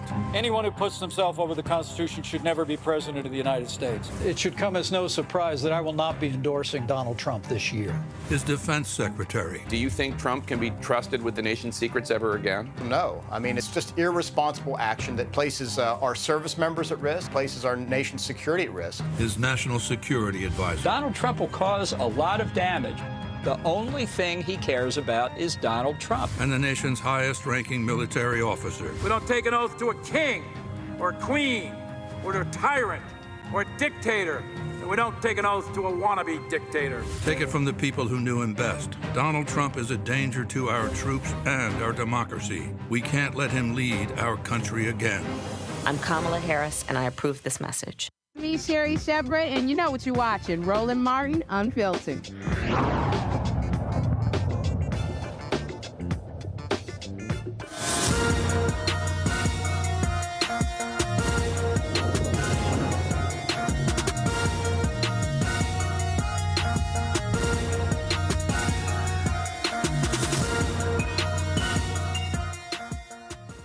Well, if you want to believe or you want to know what Donald Trump actually feels about the issue of climate change and the environment, all you got to do is listen to what he actually has to say.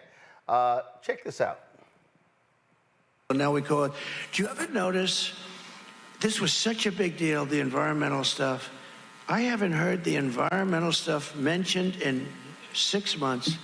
I was saying the other night, what the hell happened to the environment? David, will you figure this out? David McCormick, everybody vote for him. David, will you figure this out? You know? No, but think about this. I haven't heard, Mike, they don't ever talk about the environment anymore. You know why? Mike is saying, don't talk about it now. No, it's one of the great scams of all time. You know why they don't talk about it? Because people aren't buying it anymore. I don't want to use bad language. My wife said, please don't use bad language. Thinks it is a scam. That's out of his own mouth. So folk need to be very aware of that. But here's the other piece. When you talk about Project 2025 and what that will do to the issue of the environment and climate, this is what ProPublica, when they got some videos of some of the folks with Project 2025. Listen to this. What do you think about all of about the left's words and definitions in the environment? It's a great point, Katie. They don't stop. Climate change, allegedly, is everywhere. And if the American people elect a conservative president, his administration will have to eradicate climate change references from absolutely everywhere. And according to our intelligence community, the #1 threat facing our country today is, drumroll, climate change. Not Russia, not China, not AI, climate change. This shows how the federal government is all in on this issue. And climate change activists wield a lot of power. This is an issue to pay attention to as it has infiltrated every part of the federal government. Now, when I think of climate change, I immediately think of population control, don't you? I think about the people who don't want you to have children because of the impact on the environment. Perhaps not everyone will make that connection, but after spending time in the international space trying to protect life, I can tell you that this is part of their ultimate goal, to control people. What? do you think about? I'm sorry, Mustafa. What the hell are they talking about? Well, they have no idea what they're talking about. Like, I don't know what the hell that. We went from climate to population control? Well, if they had their information correct, Roland, they would understand that there are younger people who feel that folks are not serious about addressing the climate crisis. So some of them have said that they don't want to have children and have their children have to go through what we know is going to come from the climate crisis. But besides that, here's where they're also incorrect. So if the intelligence community, whose job is to be able to understand where the greatest sets of impacts are coming from and also predict what the future is going to look like so they can do the risk management that's necessary, one side. The other side of the equation that she didn't say is that the military has also said that climate change is one of the greatest threats because many of our military bases are, on areas that are close to water bodies. So that's one side of it. The other side of it is that they're not coming from a scientific perspective or from somebody who just goes outside on their back porch and sees the changes that are currently going on. So their whole goal is to be able to strip the language of climate out of the federal government, which will then make sure that there's no resources that are garnered for it. And for the Black community, that means that we are going to continue to have all of these additional health burdens and shortening of our lives because we did not address, what we could have done if we had a president who actually cared. Here's the other part that they didn't say, is that if this stuff is not real, why did the Trump administration take over 125 actions to weaken or to eliminate protecting clean air and clean water and the land and addressing the climate crisis? So if it's not a real thing, they wouldn't have needed to do any of that. And then, of course, the Biden-Harris administration had over 300 policies in place, and there still needed to be more to address the issues. And I know my dear sister will unpack that. Go right ahead, because I still have no idea what the hell the two white women were talking about. So my grandma said you can't wrestle with crazy. But what I'll say is Project 2025 is just an amalgam of a bunch of things that are set to trigger you. If you want to go to places where doctors can't serve you, have your energy cost more so that you have to decide whether you will eat or have power, have food that is more likely to poison you than feed you, and have nothing but chemicals pouring over your life, your body, your children, and the potential of whether you would ever have children, then Project 2025 is for you. Because it's full of politics, nonsense, word salad, and crazy talk, which puts you into conversations like the one we just had to sit through, where we have to watch someone talking about population control. You know who cares about population control? People who look at data and don't care about people. We are not in a conversation that is just about data. We're in a conversation about floods and fire and damage and the cost of electricity and the quality of your life being shut down and your children not having access to the basic things you have counted on because the planet doesn't sustain us. That's not somebody else's business. We know what population control is. It is a boogeyman that allows people to try out the things that are scariest to you at moments when they think if you just keep doing the same thing, they're going to be all right at your expense. So I'm not going to wrestle with crazy and what was going on between those two women, because what they were doing was getting paid a lot of money to confuse people, to muddy the situation, and to make it seem as though people were going to take something, especially from Black people for whom everything has already been taken. Like what we're in this contest, this political context about, is what we're going to get out of it. And what we need to get out of it is a future where we have dignity, where we have rights, we have security, and we don't have to listen to people talk in circles to us as though we're not in the conversation already. You know, things have actually been done in the Inflation Reduction Act that was passed by the Biden-Harris administration. And actually, it was Vice President Kamala Harris who actually cast that tie-breaking vote. We're talking about some $270 billion. This right here is a fact sheet a member of Congress put out talking about extending and expanding clean energy tax credits, new investment tax credit, dealing with energy storage, microgrid technology, also new direct pay for nonprofits and others when it comes to clean energy credits, bonuses for high road labor standards in key clean energy and clean vehicle tax provisions, new incentive to keep existing nuclear energy power plants online, $27 billion for the Greenhouse Gas Reduction Fund for nonprofit state and local climate finance institutions that will finance the rapid deployment of zero emission technologies and other things as well. And the thing here, Mustafa, that I think we have to just acknowledge is, again, it's frankly how ass backwards we were. I mean, listen, if we go back to when Jimmy Carter was in the White House, okay? Mm-hmm. Carter installed solar panels on the roof of the White House, and they mocked him. Republicans mocked him. One of the first things that Reagan did was remove the solar panels from the White House. Imagine if in this country we actually cared then how far ahead we would be today. And when I'm listening to J.D. Vance and Trump complain about, how we're behind China when it comes to, solar panels, that's your party. Y'all screwed that up. Solar technology is an American invention. Yeah. But because Republicans poo-pawed it and crapped all over it, that's what led to China leading on it. That was an American technology, and had Republicans not trashed it, we would be so much further along in 2024.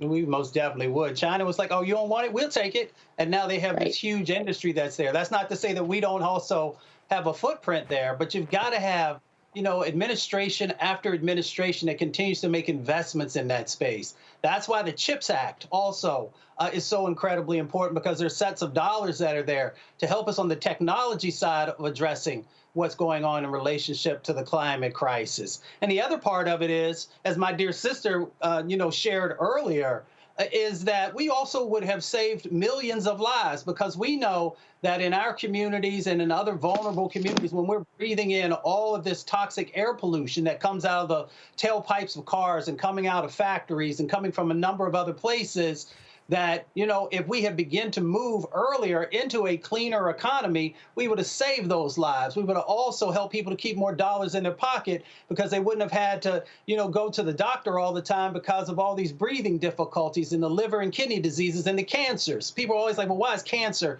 eating up certain communities? You got to take a look at the toxic food that people are eating. And when I say toxic, I'm not just talking about food deserts. I'm also talking about the chemicals that are in there, but also what's in our air and what's in our water. So when Jimmy Carter was trying to get us to actually think critically about the 21st century and the sets of opportunities that would be there, and then you saw Ronald Reagan come in and take us backwards in time, they put people's lives in danger, and they also impacted us on the economic side of the equation in a very significant way. But we can right the ship in that the past administration, the Biden-Harris administration, has actually been making those investments, both in the bipartisan infrastructure bill, the climate bill, the CHIPS Act, to move us forward. But we have to make sure that there's real intentionality, and that the Black community is also benefiting from these huge sets of opportunities that are out there. Tamara, this is a video that the White House put out in 2022, saying in 2022 there were 240 guys. Come on, switch. There were 240 million solar panels in the United States in 8 years. So by 2029, there will be nearly 1 billion solar panels in the United States. That's because of that investment. That's a perfect example of one facet of the attack dealing with climate crisis by not having us be so dependent upon oil, gas, coal, and utilizing what is always there, the sun. That's right. The sun's always going to shine. The wind's always going to blow. Why shouldn't we be making it work for us? I have a colleague who I don't like that much, but she says it all the time, and it's absolutely correct. You don't like her? I just want to put that out there. She knows who she is. I think it's important to flag that, like, the we is important here. We didn't take the solar panels off the White House. We didn't put them back on, and we haven't been a part of this conversation because we've been excluded from it. This is a unique opportunity. What the IRA did was put a lot of money on the boulevard, not on the street, on the boulevard, so that we could incentivize all the other things that make it possible for us to become owners, to get in the conversation about what we're going to do, to have choice in the conversation. That doesn't mean there's fights that are over, but the idea that we can reclaim what's been lost because we weren't invited into those conversations, even though we've been on that clean energy game. Like Madam C.J. Walker had an electric car in 1910. Wow. 1910. The first Black millionaire had an electric car. Wow, I didn't know that. Why? Really? She did. Yes. Do you know why? Because they marketed it to rich people, including rich Black people, that it was a clean car. You didn't have to get your hands dirty. So we have been in this conversation. Every time we've ever had a moment, some space, some resources, or some relief from other folks helping making decisions on our behalf, we have been in this conversation. And the 3 or 4 times we've tried to have it, it's been pulled back by industry that has its grip on the politics, its dirty, oily hands on the way that we talk about what we need and who the we is. Frankly, it's so cheap to buy a vote these days that by proxy, if you can just spill enough oil and gas in a place to move people out of where they belong or gerrymander them out of their vote, it's why climate is at the center of the things we have to do as Black people, because our future is in it, our self-sufficiency is in it, our self-determination is in it, and we've been here forever. You just said something that I think is, and I really try my best to avoid having to hear Donald Trump's voice. But I really do need people who've yet to vote to understand how stupid of a person we are dealing with. I need people to realize that this man is not bright when we are talking about wind, okay? I'm about to play for y'all 3 clips. And everybody, y'all, this is not AI. This is not created. This is literally coming from the mouth of an imbecile. Listen. You know this. Do you know we need twice as much electricity as we currently have in our country for AI, but the environmentalists won't let you produce it? They want wind. The wind is blowing today. The whole thing, it's the most expensive hoax in the world. The wind, it kills our birds.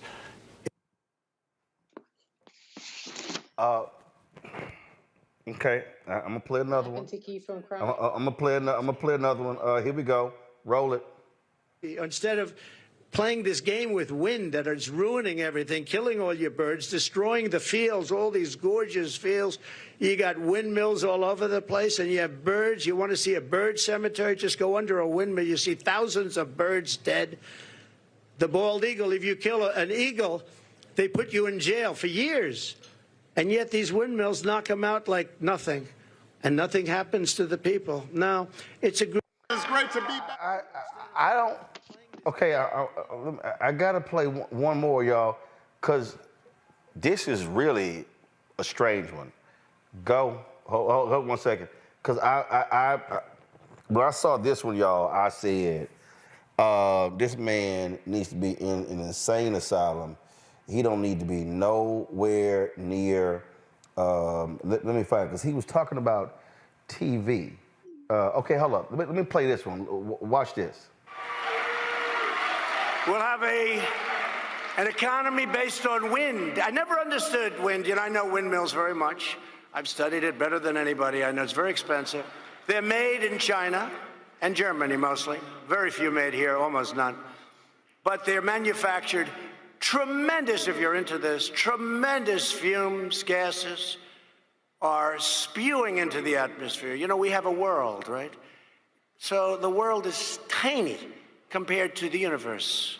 So tremendous amount of fumes and everything. You talk about the carbon footprint, fumes are spewing into the air, right? So,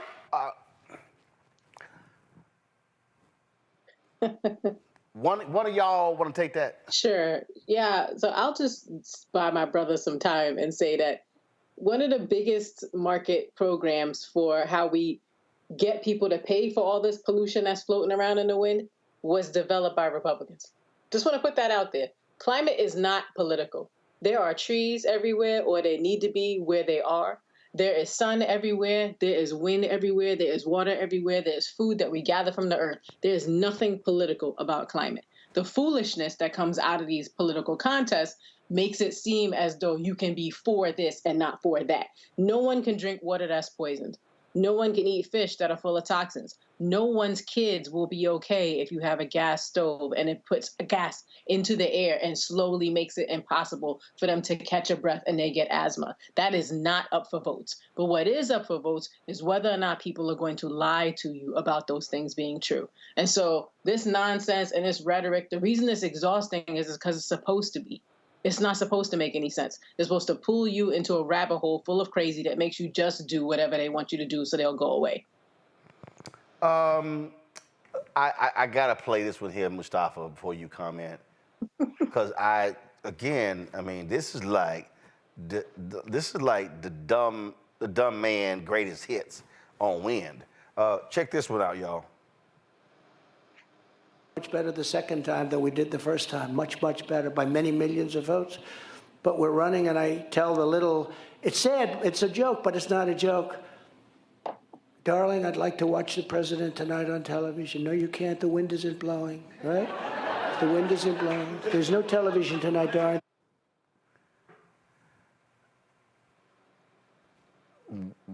We're not.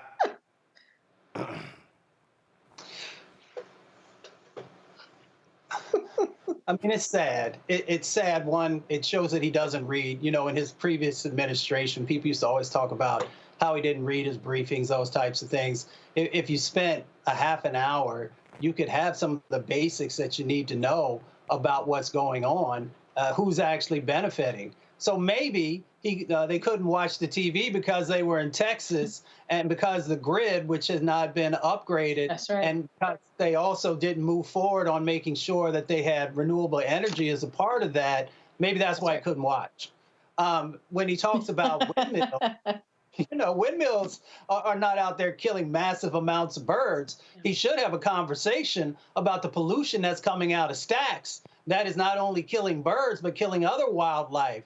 That is also impacting our environment. That's killing Black and brown people. If he was serious when he was in Pennsylvania, he would have went over to where Zulene Mayfield used to be over in Chester, Pennsylvania, and had conversations with folks there. Or if he was going to be in Philly, he could have slid right over on the west side of Philly and found out about all the people who've been exposed. Or he could have went to Institute, West Virginia. Or he could go to the Manchester community in Houston, Texas. Or he could go to Cancer Alley between New Orleans and Baton Rouge and see, when we're moving all of those fossil fuels down to be refined, what the impact looks like in vulnerable communities. And then maybe he would actually have a moment of humanity and say, we need to be moving toward cleaner types of energy. So not only are folks not dying from the initial sets of impacts that are coming out of the stacks, but also because this is the same stuff, the carbon and methane that's heating up our oceans and our atmosphere, and are causing these storms like Hurricane Helene.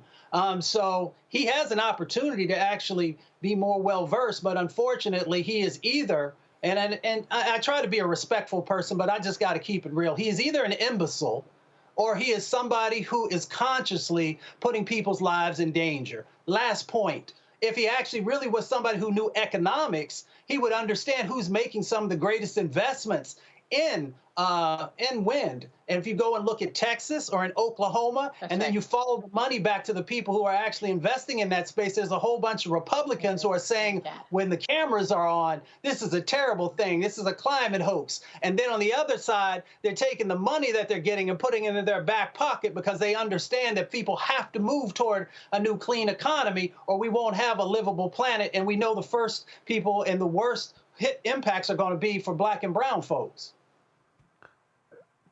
I think imbecile is it. I just can't. I can't think of anything else.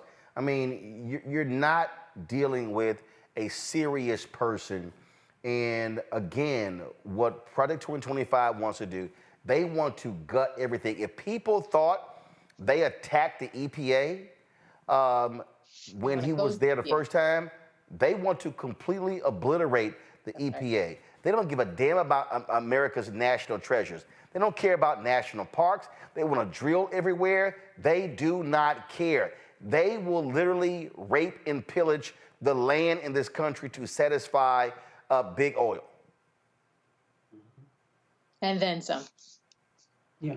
And we talked about the huge tax breaks that he plans on giving. I think the last number I saw was $110 billion in tax breaks that he wants to give to big oil. So, you got to understand that big oil, we know the impacts personally that have happened inside of our communities. We know how they've tried to muddy up the science. When scientists finally said X is going to happen, how they tried to discredit them. We know the history going back over 50 years of some of the big oil companies hiding facts and then manipulating facts. So we know their track record. I believe everybody can evolve if they want to, but all we know is what we've been able to see, and that they have done everything to prop up these politicians to put forward, legislation or to weaken legislation that has huge impacts inside of our communities. They also understand that when you've got 2.4 million miles of fossil fuel pipeline in this country, enough to go to the moon and back a number of times, that they're going to continue to fill those pipelines. And what they fill it with, in many instances, is death or sickness for our community. So they're very clear. There's much intentionality in what's currently going on. And that's why when you look at Project 2025, I resigned last time. I was the highest ranking federal official, the first one to actually say, you know what, I'm not supporting this. But now they've gotten much, much smarter. So people often see all the jobs that they're going to eliminate, the language that you can't use, the manipulation of science to not tell people the truth about the impacts that are going on. But what folks don't talk about with Project 2025 is that also when you bring in all these Trump sycophants, then you're also going to have individuals who are making decisions about where the grants are going to go and what the grants actually look like that have played a traditional role in helping communities to build capacity, to have a better understanding of what's going on. They're also going to make sure that those advisory committees that have played such a critical role in bringing forward, both the amazing work that folks have been able to do, but the sets of challenges that are still going on, they will also have control over that. So there's all these things that go on inside of these federal agencies and departments that people haven't really thought about in relationship to Project 2025. And what it really does is it places a crosshair on so many communities across our country, both Black and brown and indigenous and Asian and Pacific Islander and lower wealth white communities. We have to make sure that people understand how significant this manifesto is and doing nothing to improve your life, but everything in placing additional challenges on shortening your life. Go ahead. I'm sorry, go ahead. And I add to it that I don't know that they've necessarily gotten smarter, but they have gotten organized. So what my brother is talking about is the fact that there are a bunch of folks who look like you, who moved into this political moment from lots of places, so that in this moment, resources that were moving towards you will get closer to where you live, will set in motion industry and capacity where your voice is welcome. What's on the other side of that is that the watchdogs that are from your community that have been keeping everybody honest in this moment will be removed. They'll be replaced by folks who will do whatever the check tells them to do, and that check tells them to erase the Black community. We are in a fight for our lives like we've always been in the election that we have been waiting for 405 years. The question is not what's on the ballot. It's what about your life is not on the ballot. And so Project 2025 is the biggest organization of all the ideas that could be put up at this moment to make your life harder, more expensive, and more painful, more likely to lead to an untimely death. So we are not talking about if this, then that, maybe this will get something. There are no political bargains to be made in this moment. What we are doing now is talking about what we will get if we vote in one direction versus another, and the direction and the choices are life and death, frankly. And I do want to, before I go to a break, I want to point this out. For only the second time in its 179-year history, the Scientific American has endorsed someone for president. They offered their endorsement of Vice President Kamala Harris. Come on, guys. Yeah, come on. You got to believe in science to be supported by scientists. So there's that. Right. And so they say right here, Kamala Harris has plans to improve health, boost the economy, and mitigate climate change. Donald Trump has threats and a dangerous record. You can go to scientificamerican.com to actually see their endorsement. And what's underneath that for Black people is that, frankly, the democracy doesn't end when you cast your vote. So between the choices, the likelihood that you will have a chance to fight for what you need increases in one direction and decreases in the other. Quick break. We come back, folks. You may not realize that, but it was in North Carolina where Black folk created what is known as the environmental justice movement. We'll show you a little bit of the EPA leader, Michael Regan, speaking on that at an event in North Carolina in the Black Star Network. We were there covering it. We'll be right back on Roland Martin Unfiltered, special edition of our climate crisis and its impact on Black America. Back in a moment.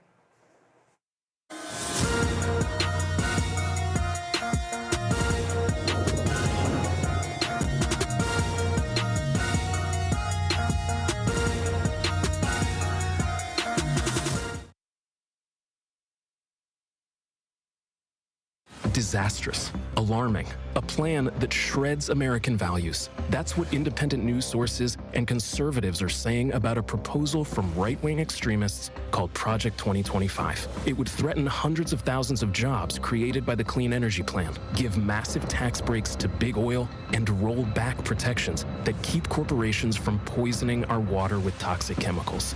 Project 2025, a dream for them, a disaster for you. In 2016, Donald Trump said he would choose only the best people to work in his White House. Now those people have a warning for America. Trump is not fit to be president again. Here's his vice president.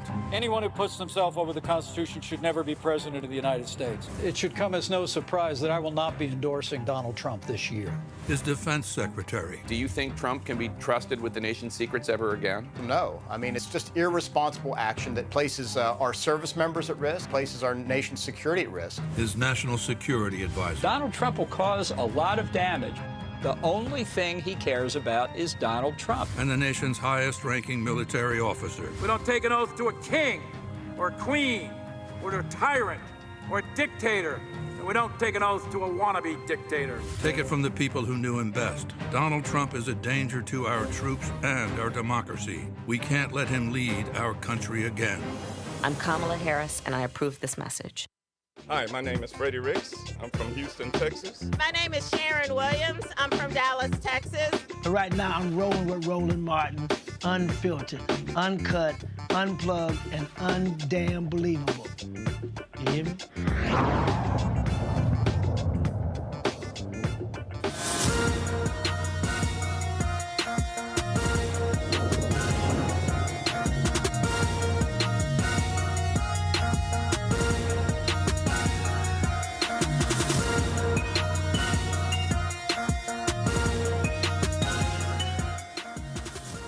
It was black folks in Warren County, North Carolina, that actually created what is known as the environmental injustice movement. A couple of years ago, EPA Director Michael Regan was there, and the Black Star Network was there live streaming an event there where they talked about that history and discussed how they were reshaping the EPA to deal with the issue of environmental justice. Here's some of what Regan had to say in September 2022. What an honor to be in the presence of so many giants of the environmental justice and civil rights movement, especially as we conclude a week-long commemoration of the birth of the environmental justice movement, whose roots are firmly planted right here in Warren, North Carolina. You know, as a proud son of North Carolina, I was born and raised, and I was just a child when the state decided to site the PCB landfill in the backyard of a predominantly black community. But I remember my parents discussing the heroism of the women and men who locked arms and laid down in front of those trucks carrying that laced dirt with PCBs. Women and men like Dolly Burwell, Ben Chavis, Reverend Bill Kearney, EPA's own Charles Lee joined protesters in solidarity. A Washington Post story at the time quoted Reverend Luther Brown, a pastor of the largest black congregation in the area, and he said, "We know why they picked us. It's because we're a poor county, poor politically, poor in health, poor in education, and because it's mostly black." But he also said nobody thought people like us would make a fuss. But boy, did they stir the hornet's nest. Because what this community lacked in political power, they made up for in courage. What they lacked in access to education, they made up for it in heart. What they lacked in terms of money in their pockets, they made up for it in faith, in hope, and perseverance. So not only did this community make a fuss, this community ignited a movement. And today, Warren County is synonymous with being the birthplace of environmental justice.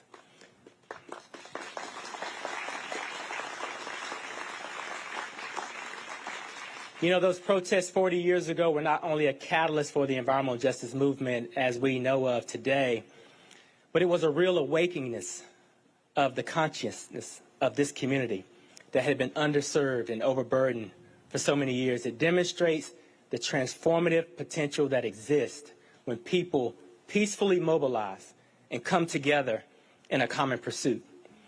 As Ms. Dolly Burwell put it, African Americans determined that henceforth and forevermore will have some say in the government that was controlling our destiny. So despite losing the initial battle, these visionary women and men sparked something so much bigger, so much more powerful. And that's what we're here today to honor and to uplift. The reason we've reached this moment when environmental justice is front and center to President Biden's agenda and EPA's agenda, is because of the unrelenting advocacy of so many of you here today. It's because of faith leaders and civil rights leaders, the labor community, the environmental justice community, folks like Vernice Miller-Travis, Dr. Bob Bullard, Reverend Barber, Dr. Wright, Juan and Anna Paris, and young leaders like my good friend, Lamisha Whittington, William Barber III, who are carrying this sacred mission forward. These are the people who have dedicated their lives to standing up and speaking out against racism and injustice and inequality. Folks, if you want to see all of that, you can simply go to our Black Star Network app or go to our YouTube channel. Mustafa, you were there that day. And again, black folks, again, knowing what our history, it was African Americans that launched this movement in North Carolina. North Carolina is a battleground state, and we still are seeing these issues. In Georgia, the local folks are suing the company where they had that explosion just about a week ago that spewed all sorts of chemicals in the air there, impacting the health of folks living there. Yeah, you know, it was a historic moment, and big shout out to Administrator Regan, you know, for the amazing job that he has done over the last almost 4 years now. It's really moved environmental justice, you know, leaps ahead of where it had been for, you know, decades of the work that was going on. And really, you know, focusing on something that I'd always shared with folks, that we have to move people from surviving to thriving. So we know that there's still a huge amount of work that has to happen. But for decades, people were having great ideas and were doing work, but they didn't have the resources to be able to match up with the incredible sets of, you know, ideas and innovation that they had. So now we finally have that. But we still got these battles that are going on. You know, in North Carolina, you still got the hog farms, the CAFO, certified animal feeding operations things. You know, we've got these lagoons that are filled with coal ash. When you go down to Georgia, we've still got some battles that are going on in relationship to nuclear and air pollution related issues. So the South is one of the main thrusts of the environmental justice movement. And we just got to give credit, of course, to the matriarchs, who often don't get as much attention, all these amazing women. And they mentioned Dolly Burrell, but there are so many others who are there on the front lines, who helped to frame out the agendas for how we would move forward and how we would hold federal and state and local and county governments accountable. So we've done some good work, but we still got a long way to go to make sure that everybody has clean air and clean water and clean land. Deborah, earlier you talked about the quality of our food.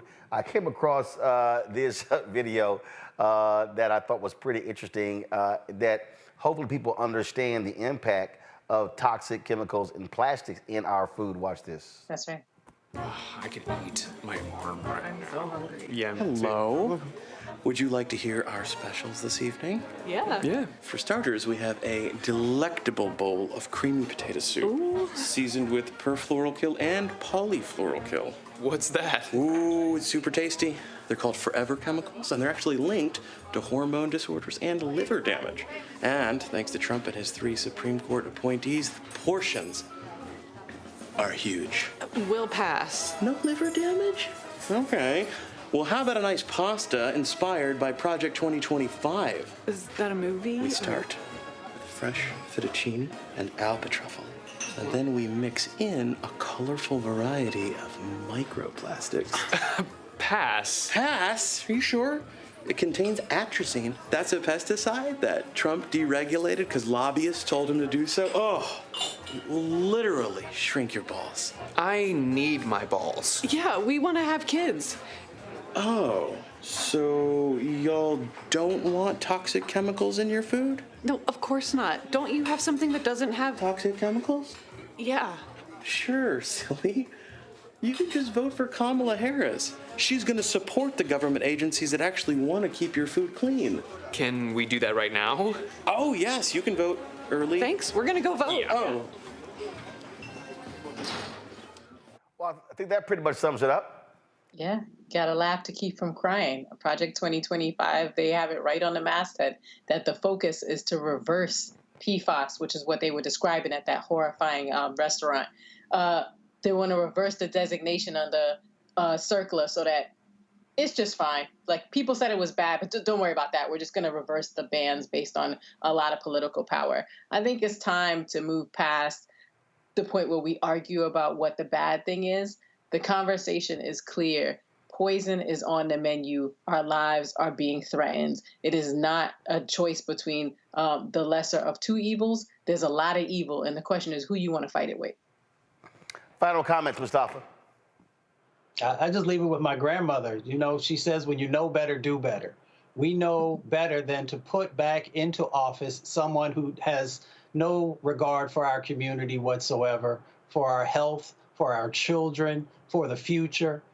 So if we know better, then the do better aspect of that is actually making sure that you have somebody who cares about our community and who's willing to also make the investments that are necessary for us to be able to move forward. And when we look at the two plans that are out there and the two candidates that are out there, the Harris-Walz has a plan to actually help us to be able to move from surviving to thriving. And unfortunately, the Trump folks have a plan that moves us from thriving to surviving. So the choice is yours. You can get with this or you can get with that. Tamara, go ahead. No, I just think it is, we always arrive here. Without us, neither of these plans can go forward. So it's not just about making a plan to vote. It's about making a plan to vote, making a plan to follow up on your vote, making sure you know who you vote for at every level of the ballot, and that each of those people are people who work for you the day you cast your vote. So I'm excited to see Black people show up, not just because climate change is in our face, because it's in our place. Folks, final comment is very simple. Climate change is real. The environment is real. The impact on us, our children, is real as well. And guess what? There's only one candidate that actually has a plan. One has another plan, and that is to literally tear this thing to shreds and allow big business to do whatever they want. And so make your choice known. But for me, it's real simple. As Vice President Kamala Harris, if you care about this climate, if you care about this planet, then that's who you should be supporting. And isn't it interesting, all of these white conservative evangelicals always talking about God's planet, but they actually don't care about life in this regard. They love shouting they're pro-life. Why are they not pro-life when it comes to the economy? Why are they not pro-life when it comes to the environment, when it comes to climate? I'm just saying. I appreciate both of you being with us. Thanks a lot. Thanks for the folks at Climate Power as well. Thank you so very much, folks. Don't forget, support Roland Martin Unfiltered, the Black Star Network, by joining our Bring the Funk fan club. Your dollars make it possible to do the work that we do. Send your check and money order to P.O. Box 57196, Washington, D.C., 20037-0196. Cash App, PayPal, because Cash App is still tripping with their new changes. PayPal, R. Martin Unfiltered. Venmo is RM Unfiltered. Zelle, Roland at RolandSMartin.com. Roland at RolandMartinUnfiltered.com. Don't forget, download the Black Star Network app. Apple phone, Android phone, Apple TV, Android TV, Roku, Amazon Fire TV, Xbox One, Samsung Smart TV. Be sure to get a copy of my book, White Fear, How the Brownie of America is Making White Folks Lose Their Minds, available at bookstores nationwide. Of course, you also have the audio book.